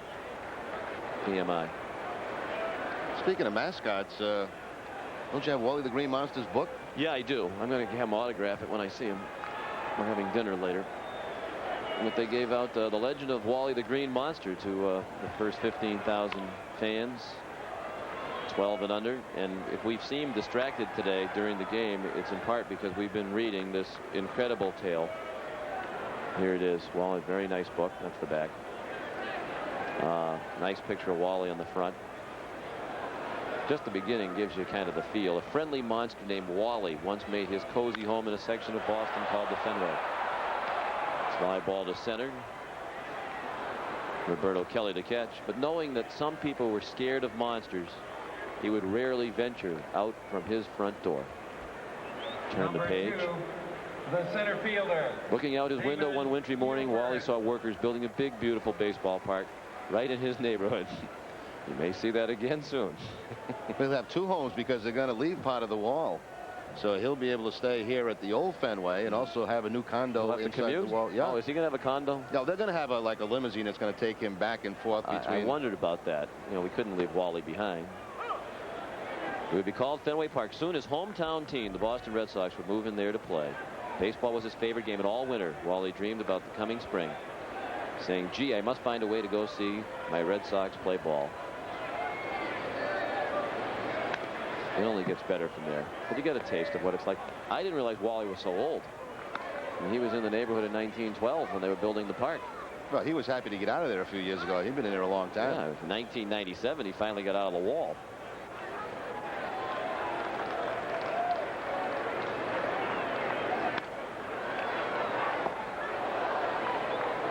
It says on the back here, the count's still 0-2 on Buford. Recommended reading for the entire family of Red Sox fans. So it's not just for the youngsters.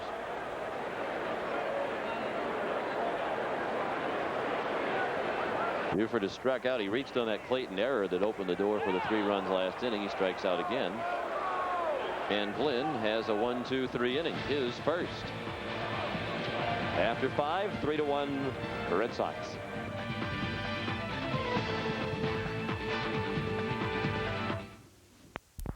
A costly error made by the Texas shortstop Royce Clayton. Pudge Rodriguez, Rusty Greer, Juan Gonzalez, the trio of Texas swingers due up here in the 6th. Martinez throws a strike. Rodriguez is grounded into a 4-6-3 double play and struck out.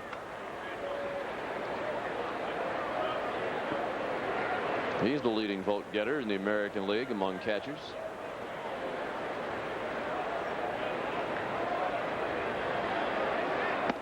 One strike pitch, the high, hard one. Rodriguez chased it 0-2.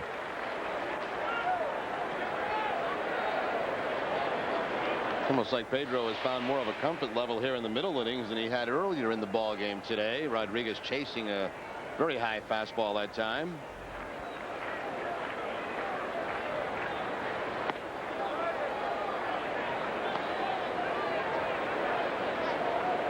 One ball and 2 strikes. Pedro struck out 2 last inning. He has 8 for the game.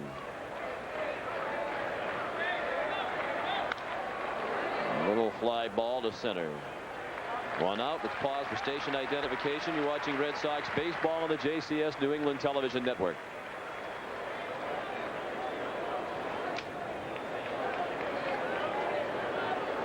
Number 29, the left fielder, Rusty Greer.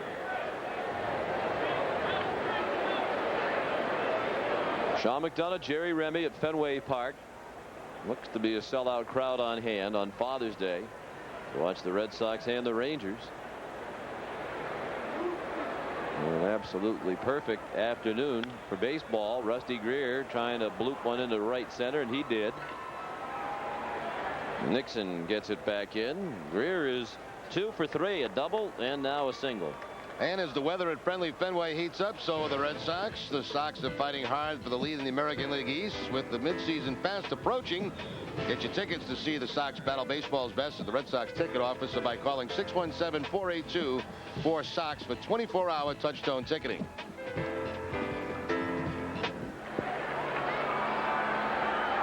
One out base runner for Texas, and they have the tying run at the plate, Juan Gonzalez.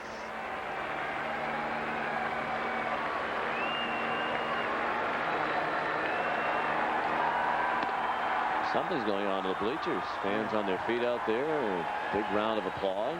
Somebody's getting a standing ovation. I have no idea what that's all about.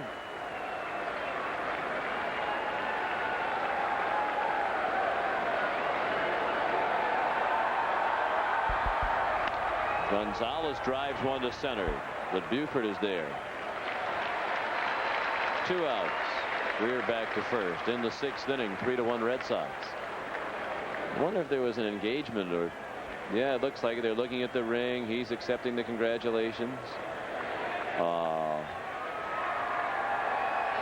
25, the designated hitter, Rafael. He didn't have to get all dressed up for the occasion.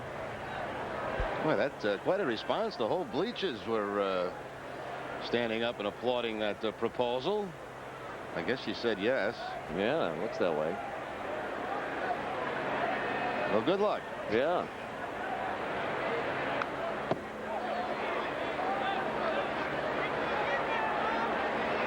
One strike, the count on Rafael Palmeiro. You wonder how all those people around there knew. I mean, that was 3 sections worth of people giving them a standing ovation.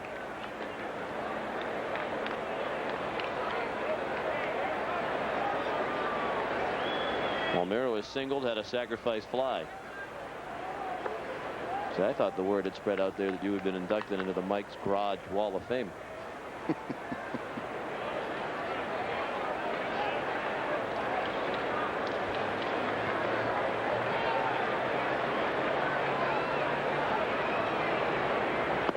Fastball, a good one on the corner. 1-2. I was amazed reading the Texas notes that Rafael Palmeiro in the decade of the 90s has played in the most games, many major leaguer, and has more hits than any other player in Major League Baseball in the 90s. Strike 3. 9 for Pedro. 1 in every inning, at least 1. The Rangers strand a runner. You're watching Red Sox baseball. There it is on the JCS New England Television Network.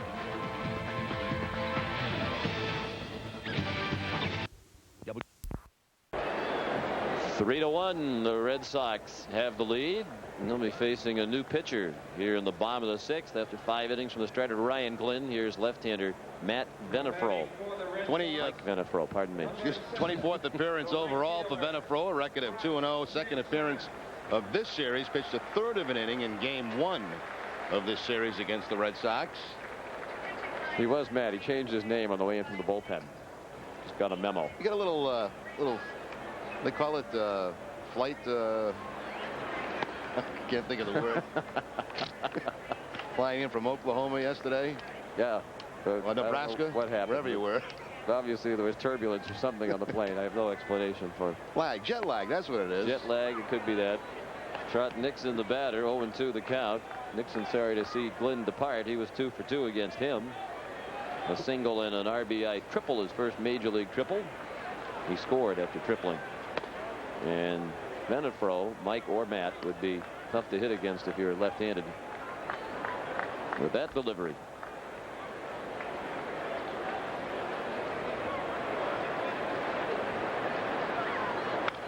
Nixon hangs in there and fouls it away. Here's a look back at Trot Nixon's first major league triple. It was a smash to center field over the head of Roberto Kelly. Knocked in Damon Buford. The 1-2 pitch. Foul off first. The starter Ryan Glynn went 5 innings. He allowed 3 runs, 2 of them earned. On 8 hits and 3 walks, he struck out 4. Glynn threw 103 pitches, 61 of them strikes. And now it's Venafro.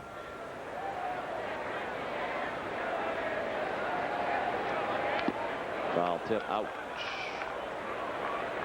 Got Rodriguez off the leg. Pudge just getting back in the lineup yesterday after missing about 4 games with some back spasms, and so he takes this foul ball right off the inside of the foot, I believe. Mm-hmm.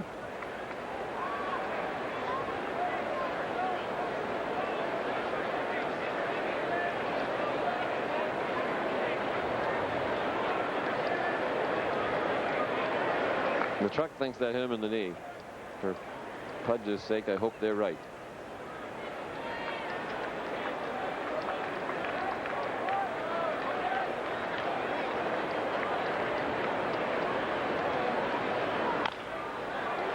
Chop to second. McLemore to Stevens for the out. Ryan Glynn finished on a high note. He retired the last 6 Red Sox hitters he faced. He threw 103 pitches. He was removed. Number 30, the second baseman, Jose Offerman.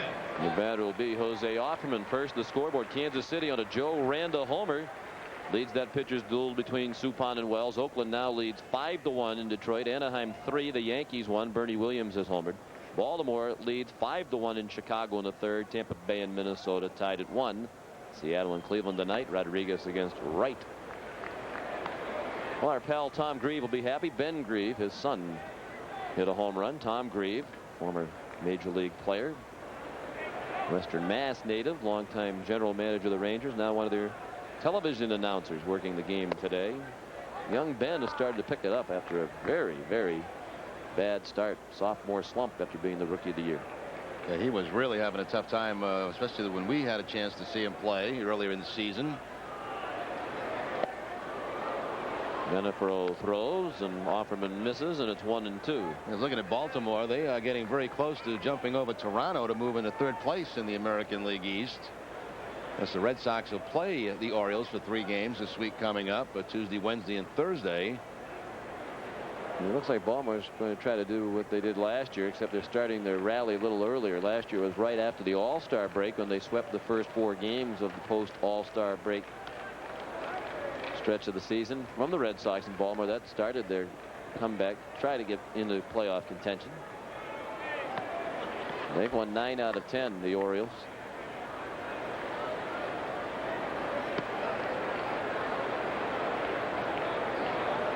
Venafro just missed. It's a full count. Venafro, like the starter before him, lives in Virginia. And he graduated from a school in Virginia, James Madison University, in 1995. Ball 4. Let's check the National League scoreboard. Cincinnati leads Milwaukee 4-1. They're in the 5th inning. The Mets and St. Louis are tied at 2. Ray Lankford has hit a 2-run homer, his 12th. Montreal and Houston at 1-1 in the bottom of the 1st. The Astrodome, Florida and Colorado just underway in the top of the 1st. Dempster against Bohannon. The Cubs in San Francisco, Pittsburgh, San Diego, Philadelphia, Los Angeles, Atlanta, Arizona later. Randy Johnson and Tom Glavine, the matchup at the Bob tonight in Phoenix. John Valentin 1 for 3. He doubled off the wall to knock in a run in the 4th. His twice fly to right.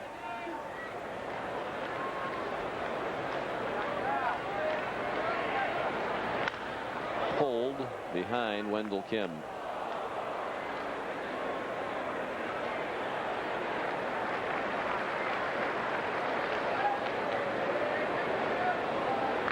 Valentin broke his bat.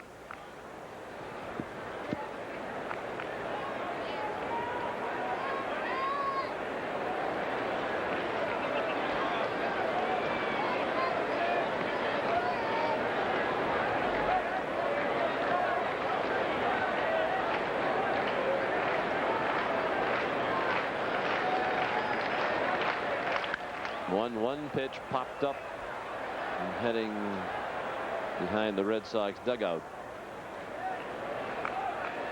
3-1 Boston, 6th inning. Hoffman at first with 1 out.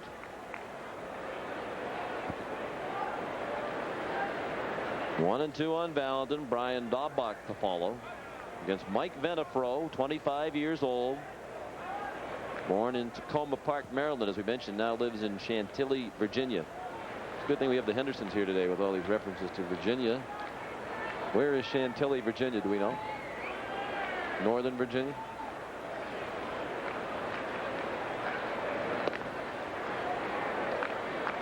He went to high school in Fairfax, Virginia. And this past off season worked as a substitute teacher at his old high school. Probably won't have to do that anymore now that he's a major leaguer.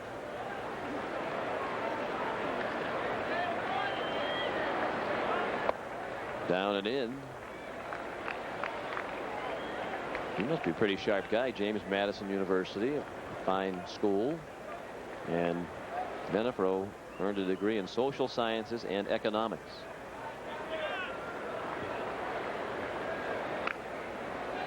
He's certainly well equipped to be a substitute teacher. The 2-2 pitch fouled out of play again to the right. A couple of new names out in that bullpen from the left side. Eric Gunderson, who normally is in that bullpen, onto the save list right now for the Texas Rangers.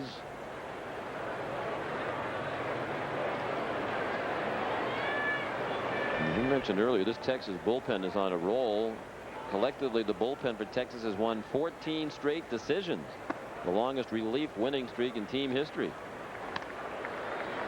They have 25 saves and 30 chances. That's the best percentage in the league. Their bullpen 17-1 overall, the most relief victories in the majors. And the best relief winning percentage, as you might think. They also have the best bullpen ERA, just better than Anaheim. Valentin broke another bat. An expensive at bat for Valentin. A couple of splintered bats and a pop-up to the third baseman Zeal for the second out of the inning. Offerman still at first. Of course, it would make sense that their bullpen would have chances for a lot of wins because their starters aren't very good.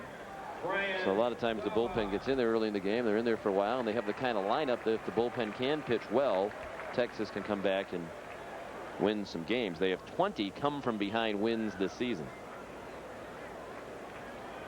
Brian Daubach 1 for 3. A bloop single to right in the 3rd. He's hitting 5 straight. He chops that down the line. Fair ball. And the inning is over. Stevens made the play unassisted. The Red Sox strand a runner. They've left 9. We head to the 7th on Father's Day at Fenway Park. The Red Sox still leading 3-1.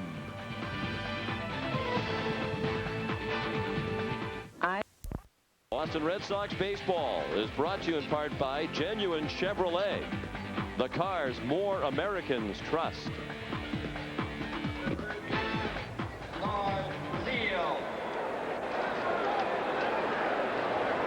Fenway Park in Boston, the site of today's game between the Red Sox and the Texas Rangers. 3-1 Boston. Pedro Martinez looking for his major league leading 13th win. Throws the ball high to Todd Zeile, who was struck out twice. He went down swinging in the 2nd and looking in the 4th. Martinez needs one more strikeout to reach 10 again.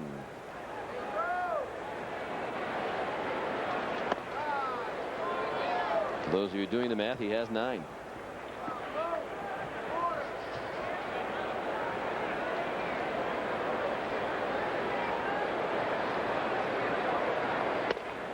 Nasty pitch there on the corner. 2-1. Pedro has had 9 games this season of 10 strikeouts or more. 9 of his first 14 starts. Nice play on the smash to short. Nomar threw out Zeile. The game summary. The starter for Texas, Ryan Glenn, in difficulty most of his outing, but emerged having allowed just 3 runs, 2 earned. He departed after 5. Pedro now through 6 1/3 has allowed just 1 run on 6 hits. He hasn't walked anybody. Ron Nixon, his first triple in the major leagues. Jose Offerman, another good day. Palmeiro, an RBI on a sacrifice fly for the Texas run. And here's Lee Stevens, who is singled and struck out.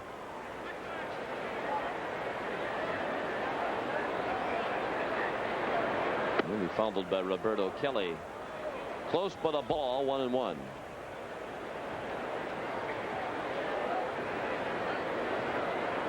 Martinez has thrown 95 pitches. Number 96 is a high fastball swung on and missed.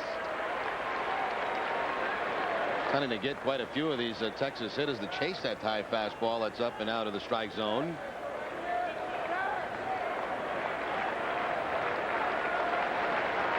The crowd wants strikeout number 10. They don't get it. Little flare, shallow right. Nixon on the run. 2 outs in the 7th.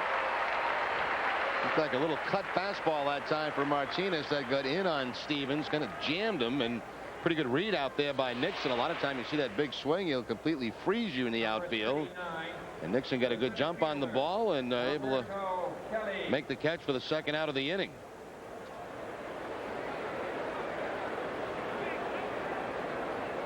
Two outs. The Rangers have had at least 1 base runner in every inning except the 3rd. Maybe they'll try and have another 1, 2, 3 inning here in the 7th. Roberto Kelly, a swing and a miss.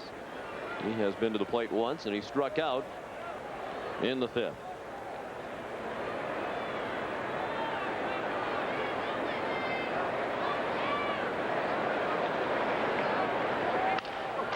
Broken bat, and he still hit it a long way.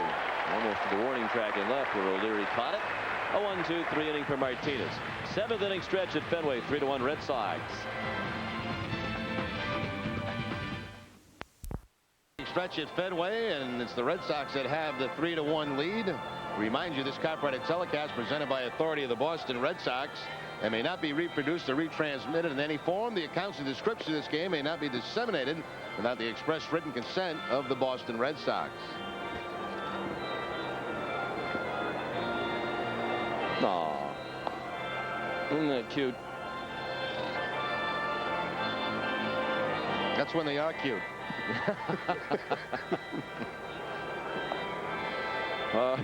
You're not really in the Father's Day spirit today, are you?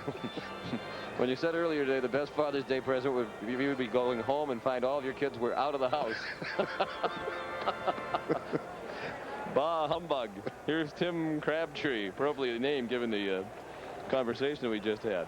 Well, Crabtree working in his 28th game of the season, a record of 4-0, 24 hits in 24 innings, 9 walks and 14 strikeouts. Has not worked yet in this series. The last time he pitched was on the 15th against the New York Yankees. An inning in that ball game did have a strikeout. I said that only kidding. I know you were. I just, the Remy children, if they are watching, he was totally joking, we think. Nomar Garcia-Parra, the batter.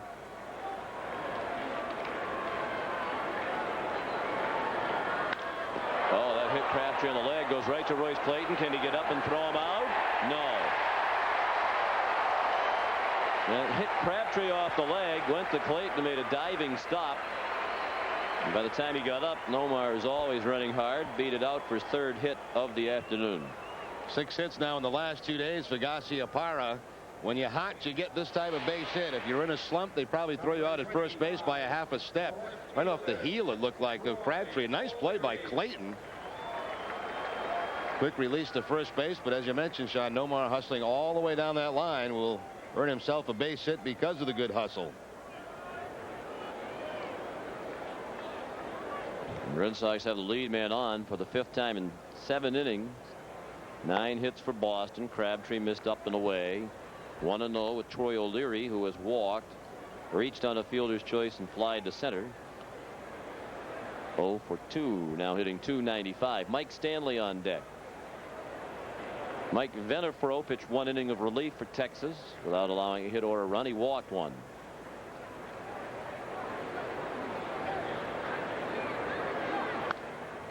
Crabtree's pitch fouled to the screen.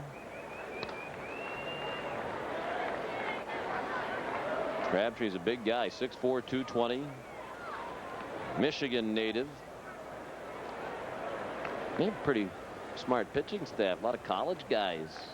Starter Glenn, VMI, the reliever Venefro, James Madison, and Crabtree pitched 4 seasons at Michigan State. Studied criminal justice. Wallace Spartan. You don't want to charge the mound with this guy. He's big and he studies karate. Those are all facts that the players should know before they maybe give him a long look after being hit by a pitch or something. Have you done that Thai bow? No. No. You strike me as a Thai bow kind of. You're in fabulous shape. Yeah. You strike me as a Thai bow kind of guy. No, not yet.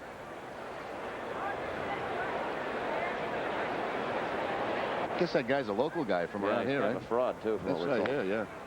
Chopped down to 3rd. Zeal, McLemore, Stevens, 5-4-3 double play. Don't see that very often with a left-handed hitter at the plate. The 5-4-3 double play. Zeal with the very quick release to his second baseman McLemore, who has time to get rid of it before Nomar goes into the slide and is barely getting O'Leary at first base. Zeal was the key to that play. He really got rid of that ball quickly to his second baseman, gave him a chance to make the deuce. Tybo. Tybo, yeah. I think that's what we need to do. Maybe people could write in some suggestions. It's going to be the key to our fortune. We need to think of something like Tybo that's similarly, you know, whatever, stupid. And, you know, give it a name like Tybo that sounds really, you know, authentic. And just have it be some ridiculous way of exercising, but make a tape. Get some attractive ladies to help us. Oh, here we go again. We're back on the inane banter clock. You know, like, I don't know, flexing your legs while you're standing on your head. Something, you know, whoa, this really is a great way. They've studied it in Asia, and they found out it's a great way to burn calories. And you and I can do the tape. And the next thing you know, old Jed's a millionaire. This College World Series really had an effect on you, didn't it? It was all the pings from the aluminum bat, I think. So you're not going along with me on this. When I make all the money on the tapes. Yeah, get somebody to do the infomercial for you. Remy Bo, we're going to call it. Rembo.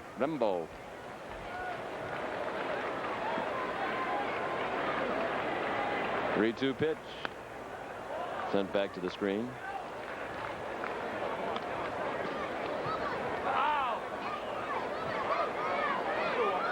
Two outs, bases empty, 7th inning.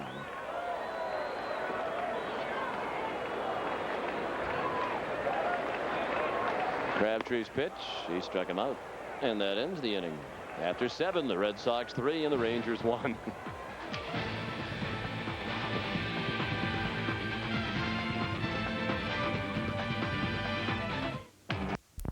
Fenway Park on Father's Day is a little snack. Here's he moved to the top of the 8th inning. Take a look at the upcoming schedule for the Red Sox on television. Texas Rangers tomorrow night at 7 o'clock. That game on Ness, and then the Red Sox off to Baltimore, 3-game series. All those games start at 7:30, and they'll also be on Nesson. Friday, Saturday, and Sunday back home to Fenway to play the Chicago White Sox, as Sean was talking about earlier. They're having a very nice season. And all those games will be on the JCS television network, channel 56 right here in Boston. Oh, the feeding continues. Looks like the one for me, one for you approach, though.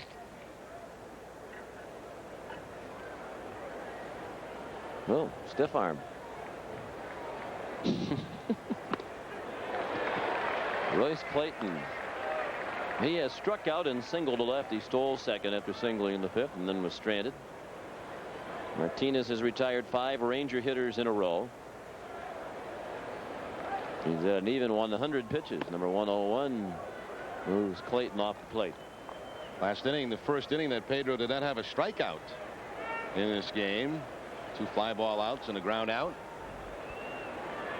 Twice as many strikes as balls. No walks. 9 strikeouts. Ball 2 up and in. Clayton got off to a slow start. He's been injured much of the year. Derek Lowe, the right-hander. Mark Guthrie, the left-hander. Slashing, swing and a miss. And here's another chance for Pedro to record strikeout number 10.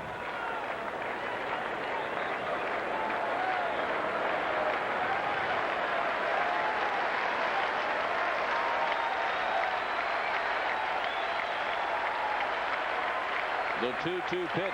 He struck him out. 10th time this season. He's paying 10 or more. 45th time in his career. 18th time as a member of the Red Sox. Fastball outside corner for the strikeout. And this is the stage of the game where I think Pedro appreciates the fans standing with the 2 strikes when he's going for the punch out. Maybe a little bit tired as he works into the 8th inning. Apparently that was low to Mark McLemore, who's 1 for 3. He singled to right in the 1st. Bounce down to 1st. Stanley has it. 2 outs. You see the fellow in the background of that shot behind McLemore? He was on his cell phone. Apparently someone told him he could be seen in the background over the left-handed hitter's shoulder. He was waving right into the camera. Number 7, the catcher, Ivan Rodriguez. You don't see him here because there's a right hand. There he is. Oh, see, the camera was pointing right at me. Yeah, now I'm on.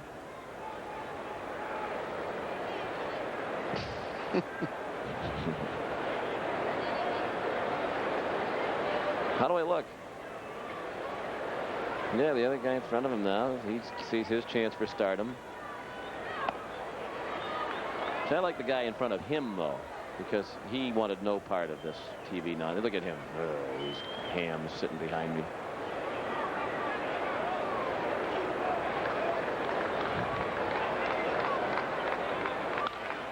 Down to 3rd, off the bat of Pudge Rodriguez. Martinez breezes through the 8th inning.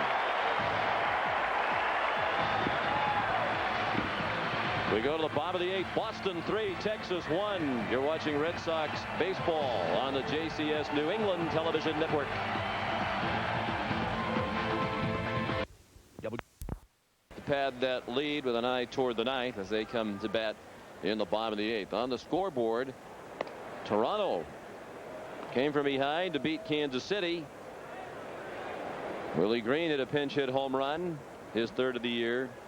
2-1 Blue Jays victorious today. Oakland leads Detroit 6-1 behind Jimmy Haynes. They're in the 8th. Anaheim still leads the Yankees 3-1 in the 8th. So that score and this one stand up. The Red Sox will be a half game out of first. Baltimore has a 6-2 lead in Chicago in the 4th inning, and Tampa Bay has taken the lead at Minnesota in the 5th. Jason Varitek will begin the 8th inning against Tim Crabtree, who came in last inning and retired the Red Sox without allowing a run. Bottom third of the order, Varitek, Buford, and Nixon. Crabtree's fastball miss.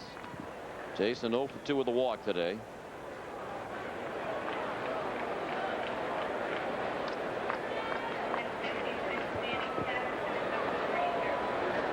The big bats are coming up for Texas in the 9th. Greer, Gonzalez, Palmeiro due up. Varitek a swing and a miss, evening the count at 1-1.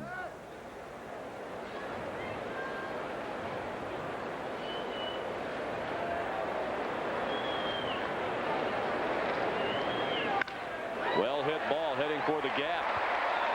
In right center, it rolls all the way to the Red Sox bullpen. Varitek looked to Wendell Kim, who put up the stop sign, and Jason has a double. Well, you mentioned, Sean, the part of the lineup coming up, Greer, Gonzalez, Palmeiro. Wouldn't be a bad idea if the Red Sox can put a few more points on the board here in the 8th inning. Varitek got a breaking ball, good low ball hitter, and hits that line drive in the gap. By the time Gonzalez chased it down, Varitek at second base with the double. He was thinking about 3, but Wendell Kim wisely holding him up at second base.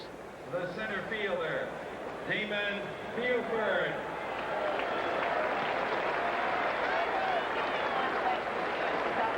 Rangers in tight at the corners, thinking Buford might drop down a bunt here, trying to get Varitek to third. Name it today 0 for 3. Righty against righty, it might happen here. Jimmy Williams doesn't bunt very much, but this is a matchup that he may go to the bunt. He does, and Buford popped it up straight back.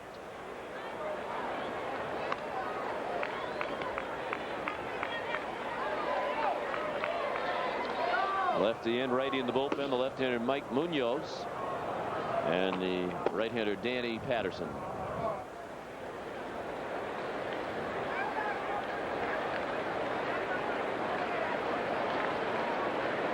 With Nixon on deck, this could be it for Crabtree with the lefty ready.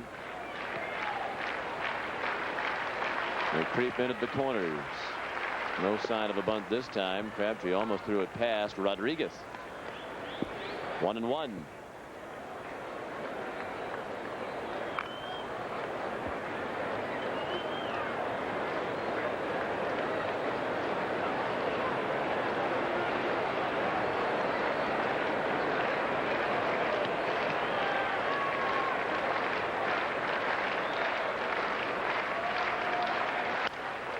Right in on the fists, and it's popped up to the pitcher Crabtree for the first out.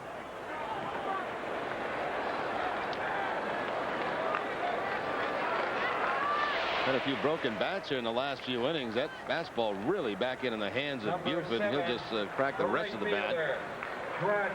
Nixon. Well, leadoff double, and Varitek still standing at second base. And a Father's Day present, a bat. Courtesy of Damon Buford for that fan.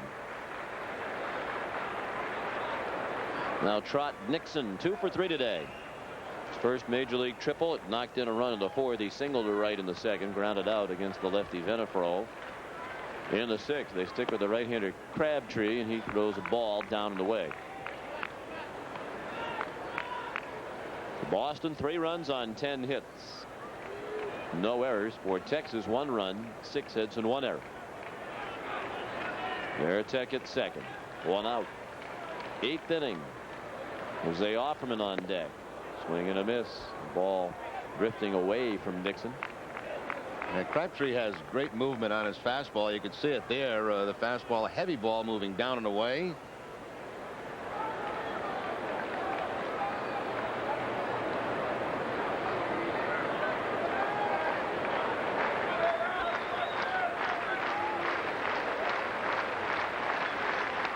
1-1 pitch upstairs, and Trott fouled it back to the screen. Bob Walcott, recently up from Pawtucket, warming up in the bullpen. Probably just getting some throwing here at this point of the game. When you watch a catcher give signs that if you see the fastball, the one down there with a little wiggle after that, that usually means that they want the sinking fastball. Plus multiple signs here with the man at second base. 1-2 pitch up the middle. Another hit for Nixon. Varitek being waved around, and he will score. A 3-hit, 2 RBI day for Trot Nixon, and the Red Sox lead 4-1. You see the crowd responding to Nixon. They've always been on his side here at Fenway Park, and they want to see Trot Nixon do well. And certainly a nice afternoon. Single, triple, another single, 2 RBI to give him 15 total on the season. Fastball didn't quite sink enough for Crabtree, and right back up the middle for the base hit. Here comes Varitek around. It's a nice pick-me-up there because you had Buford at the plate, did not move him to third base. But then Nixon comes right back, picks up the base hit, and drives in the run. Now a 3-run lead. Nixon at first. Held on by Stevens as Jose Offerman stands in. He's 2 for 3 with 2 singles and a walk. He's knocked in a run and has scored. He takes a ball outside.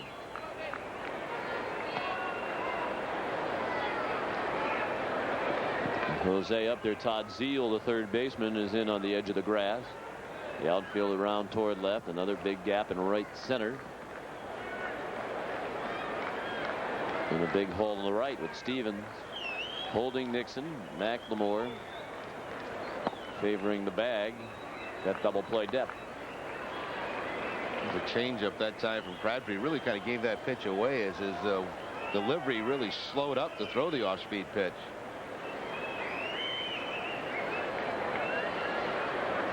Two balls, no strikes. John Valentin on deck. Fastball taken all the way for strike one. Go to a hit and run play here. 2-1. Good count to do it on. Crabtree generally gets a lot of ground balls. You don't want to have a double play to end the inning.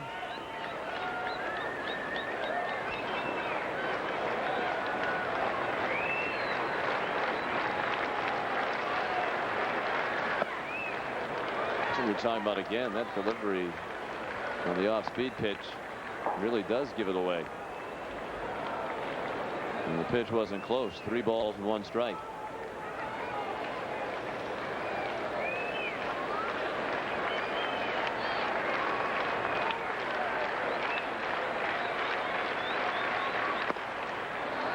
Close. Crabtree can't believe it. Ed Hickox hasn't had a very wide strike zone today. That's ball 4. 2 men on with 1 out. First walk given up by Crabtree in his inning and a third of relief. Texas pitchers have now walked 5. Crabtree very frustrated by the non-strike call by Hickox, and kind of walked in about halfway from the mound to home plate. Certainly something umpires don't like to see. John Valentin 1 for 4, an RBI double off the left field wall in the 4th.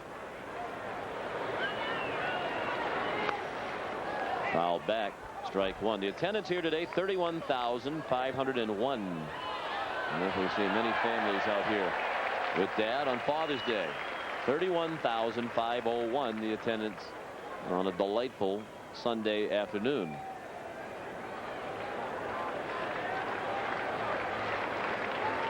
Four to 1 Boston, 8th inning. 2 men on, 1 out. The 0-1 to Valentin, in for a strike, 0-2.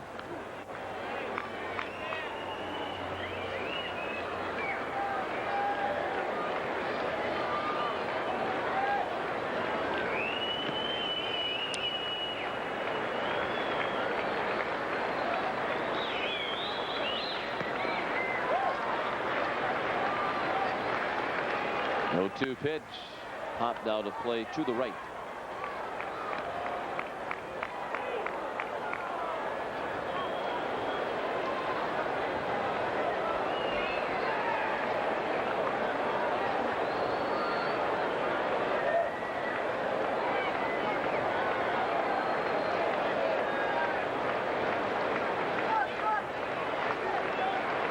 Another 0-2 is low. Crabtree started his career in the Toronto Blue Jay organization.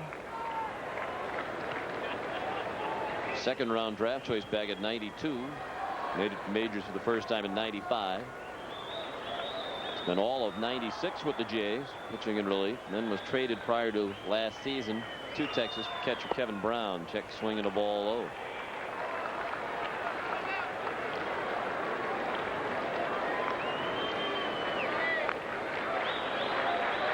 Two balls, two strikes.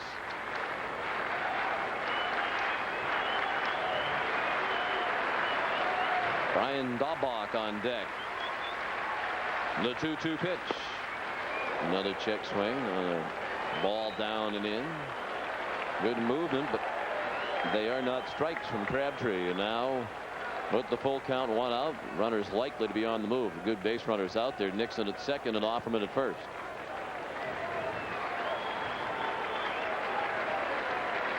And they do not go, and Valentin loops one into left center, a base hit. Nixon around to score. Offerman to third.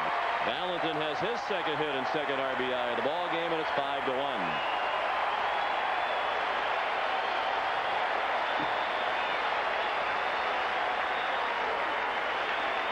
Well, after missing with a number of fastballs, he went to the breaking ball and left it upstairs. Valentin with the line drive base hit as Johnny Oates will come out to make a pitching change. And the lefty Mike Munoz is going to come in to pitch. And Crabtree out after an inning and a third.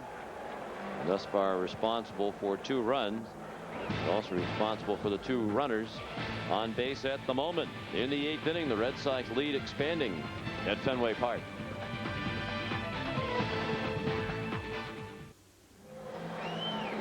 Red Sox with 12 hits today, and they lead 5-1 in the bottom of the 8th. The National League scoreboard, Cincinnati leads Milwaukee 4-3 despite solo homers by the Brewers' Jeff Cirillo and Brian Banks. St. Louis leads the Mets 3-2. They're in the 5th inning. Houston leads Montreal 3-1 in the 4th. The Astrodome. Carl Everett has homered, a solo home run, his 6th of the year. Colorado out to a 4-0 lead over Florida. They're in the 2nd. The rest of the action will be underway shortly. Atlanta and Arizona is at 8:05 start with that attractive Glavine and Randy Johnson pitching matchup. The new pitcher, Mike Munoz. Been around a long time. A lot of different teams. The Dodgers, Detroit, we remember him from in the American League, and has spent the last few years with Colorado. Signed as a minor league, as a free agent by the Rangers here in the offseason, and he'll be facing Lou Merlone, making his first appearance since being recalled from Pawtucket. Not much discussed demotion to the minors. Lou was playing well, but they had a numbers problem. He went down, wasn't happy about it. It asked to be traded. Red Sox indicated they're not going to do that. They think he's valuable to the organization. And here he is back up with Jeff Fry experiencing knee trouble. Merlone hitting .333, 6 for 18 while he was with the Red Sox. Got into 6 games earlier in the year. Sends one out at play to the right. Brian Daubach today went 1 for 4. Merlone hitting for Daubach. Has to be frustrating. You can understand Lou Merlone's situation. He was contributing, playing well when called upon. Been in the minors a long time. You feel like you are a major league caliber player and you're not up there. That's definitely frustrating. He hits a double play ball to short. They should send him back down right now. Just kidding. 6-4-3. The double play, but the Red Sox get 2, and we go to the 9th. It's 5-1 Red Sox.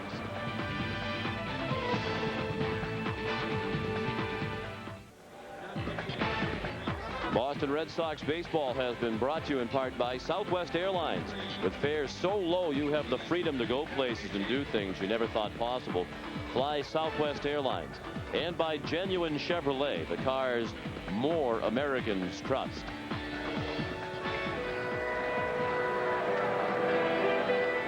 And back at Fenway, the Red Sox with the 5-1 lead now as we move to the top of the 9th inning. Let's take a look at the game summary. Glenn Martinez started the game. Pedro 8 innings, only 1 run and 6 hits, no walks and 10 strikeouts. Nixon, big day out of the 9 spot, 3 for 4, a triple and a couple of RBIs. Offerman continues to hit, and Rafael Palmeiro picks up his 58th RBI of the season. That moves him into 5th place in the league in RBIs. And on the pitch, the 9th inning, or at least start the 9th inning for the Red Sox, will be Mark Guthrie. He is second on the Red Sox staff in appearances. Lowe has 34. Now Guthrie in his 31st appearance. He worked the 3rd of an inning in the ballgame yesterday against the Texas Rangers. Another outstanding performance by Martinez against this excellent Texas lineup. Pedro went 8 innings, allowed 1 run on 6 hits. No walks. He struck out 10 through 108 pitches, 71 strikes. With the lead a little bit wider, Martinez a long wait in the dugout while the Red Sox hit in the bottom of the 8th. Jimmy Williams has made the move, trying to save a little wear and tear on Pedro. Rusty Greer was 2 for 3 against Martinez. He hits that one in the hole. Offerman, diving stop, and then it squirts out of his hand. They would not have been able to make the play at first.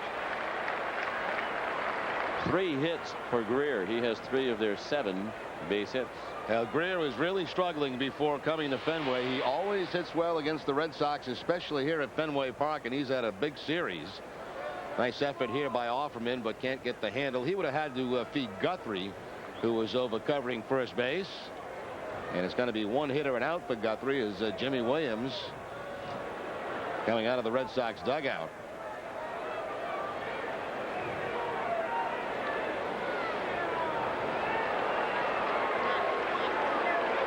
So Guthrie departs, having allowed the infield hit. Derek Lowe is going to be the new pitcher. Juan Gonzalez coming up next. You're watching Red Sox baseball, the JCS New England Television Network.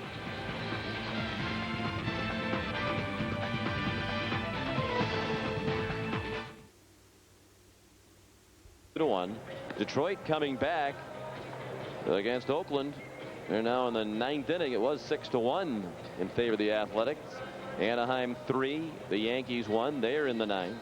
Baltimore leads the Chicago White Sox 7-2, and it's Tampa Bay 2, Minnesota 1 in the 6th at the Humphrey Metrodome in downtown Minneapolis. So here's Derek Lowe. Well, we mentioned he leads the Red Sox staff in appearances. This will be 35 on to face the right-handed Gonzalez. He's kept right-handers to a 193 batting average so far this season.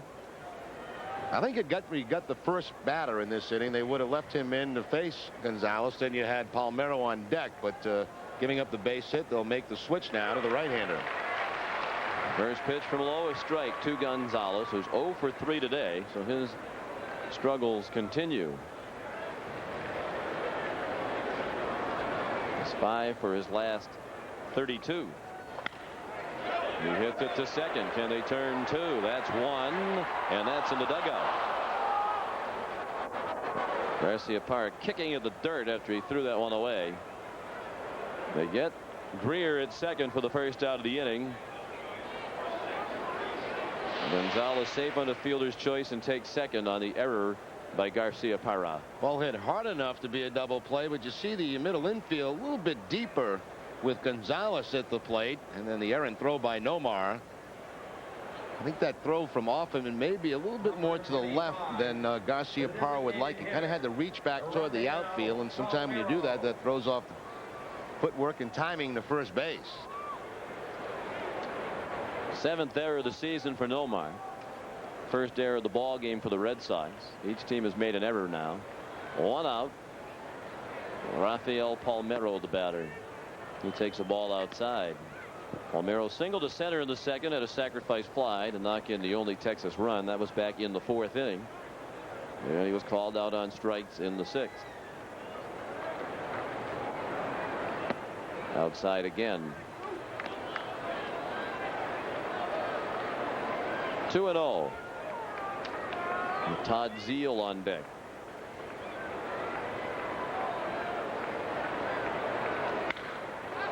Well hit ball. Deep left center. Buford looks up. That's off the wall. Around to score Gonzalez. Into second with a double. Palmeiro. And it's 5-2. Well, you know the fans wanted to see Pedro finish, and now that the game's getting a little tighter, Jimmy Williams is hearing the boos as he comes to the mound. You know, I think Pedro would have been out to pitch in ninth inning had it not been a long inning prior to that. And you got to figure you got a 4-run lead going in the bottom of the ninth. The bullpen has to be able to hold that one. Derek Lowe not happy coming out of the ball game. He kind of slammed down the rosin bag, and now it's time for the close of Wakefield. Lowe departs, having pitched the third of an inning, and all of a sudden it is a save situation. And Wakefield, who saved Jin-Ho Cho's first major league victory yesterday. Ooh. He'll try to make it 2 in as many days. Lowe still very upset, as you saw in the tunnel there. Slamming a bat against the wall. Wakefield trying to save it when we come back.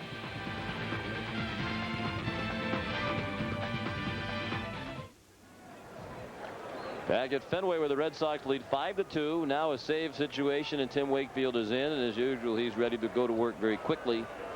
Todd Zeile up with a man at second.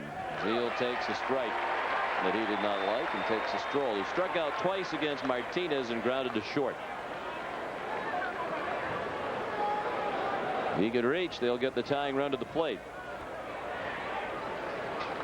Lee Stevens is on deck. Ball low. Wakefield, the third pitcher of the inning for the Red Sox. Wakefield pitched the 8th and 9th inning yesterday in that game to pick up a save, number 4.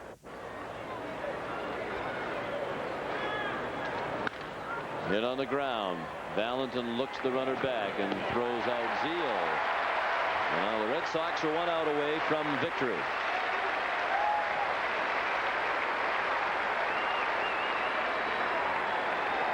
Number 9, the first baseman, Lee Stevens.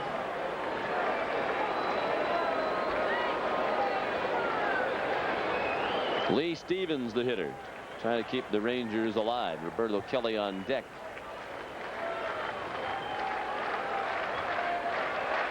Five to 2 Boston. 1 run here in the 9th for Texas. Charge to Mark Guthrie. Swing and a miss. Big hack by Stevens, who has singled, struck out, and flied to right. Well, the Rangers have had to go from Pedro's 90+ mile-an-hour fastball, changeup, and curve to the knuckleball of Wakefield. 1 strike pitch is strike 2.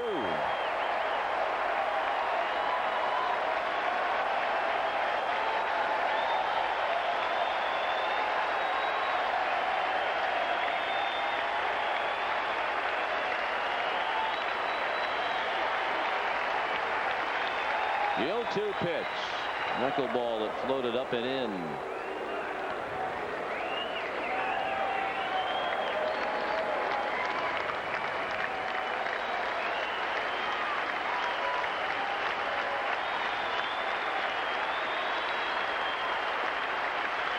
Now the 1-2. Fouled away.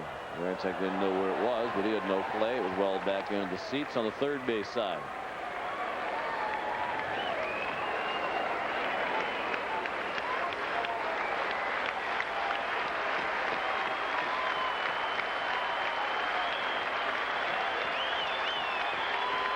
Another 1-2 pitch and another foul ball.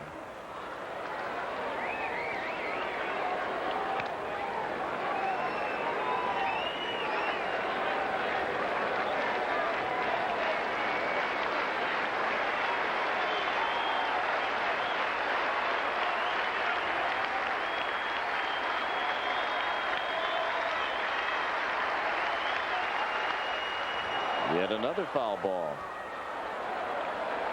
Again off to the left. So Stevens is waging a battle with Wakefield.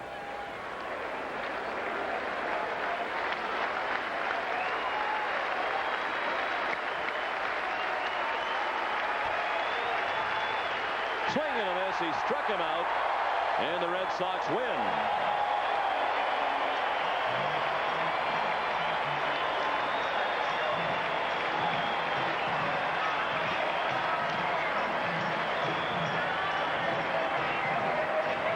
Wakefield saves it for Pedro Martinez, and the Red Sox improved to 5-2 on the homestand. They've taken 2 out of 3 in this series for the Rangers, with the series finale tomorrow night. Final score: Boston 5, Texas 2. The totals and more from Fenway after this. The totals for today's game: for Boston, 5 runs, 12 hits, 1 error, and 10 men left on base. Texas, 2 runs, 8 hits, 1 error, and 5 left. Pedro Martinez, the winner. He leads the majors now with 13 wins. He's 13-2. He's had a decision in every start. That's an amazing stretch. Ryan Glynn took the loss, 0-2, and Tim Wakefield saved his 5th. Time of the game, 2 hours, 55 minutes before a crowd of 31,501. And Jerry, they watched Pedro Martinez be Pedro Martinez again today. Frustrating start to the day offensively, but the Red Sox got enough. In fact, Pedro got stronger as this game went on, Sean. He had trouble with his fastball, looked like early in the game, but then he got it toward the end of the game, and he had all 3 pitches again working for him. Nice job by Trot Nixon, getting 3 hits in the game, driving in a couple of runs. Once again, the final score of today's game is the Red Sox 5 and the Texas Rangers 2. We are next with you when the Red Sox return home to Fenway Friday night to begin a series with the Chicago White Sox. Game time 7 o'clock Friday night over most of these stations. Now for Jerry Remy and our JCS New England Television Network crew, Sean McDonough saying so long and happy Father's Day from Fenway Park. Boston Red Sox baseball has been a presentation of the JCS New England Television Network.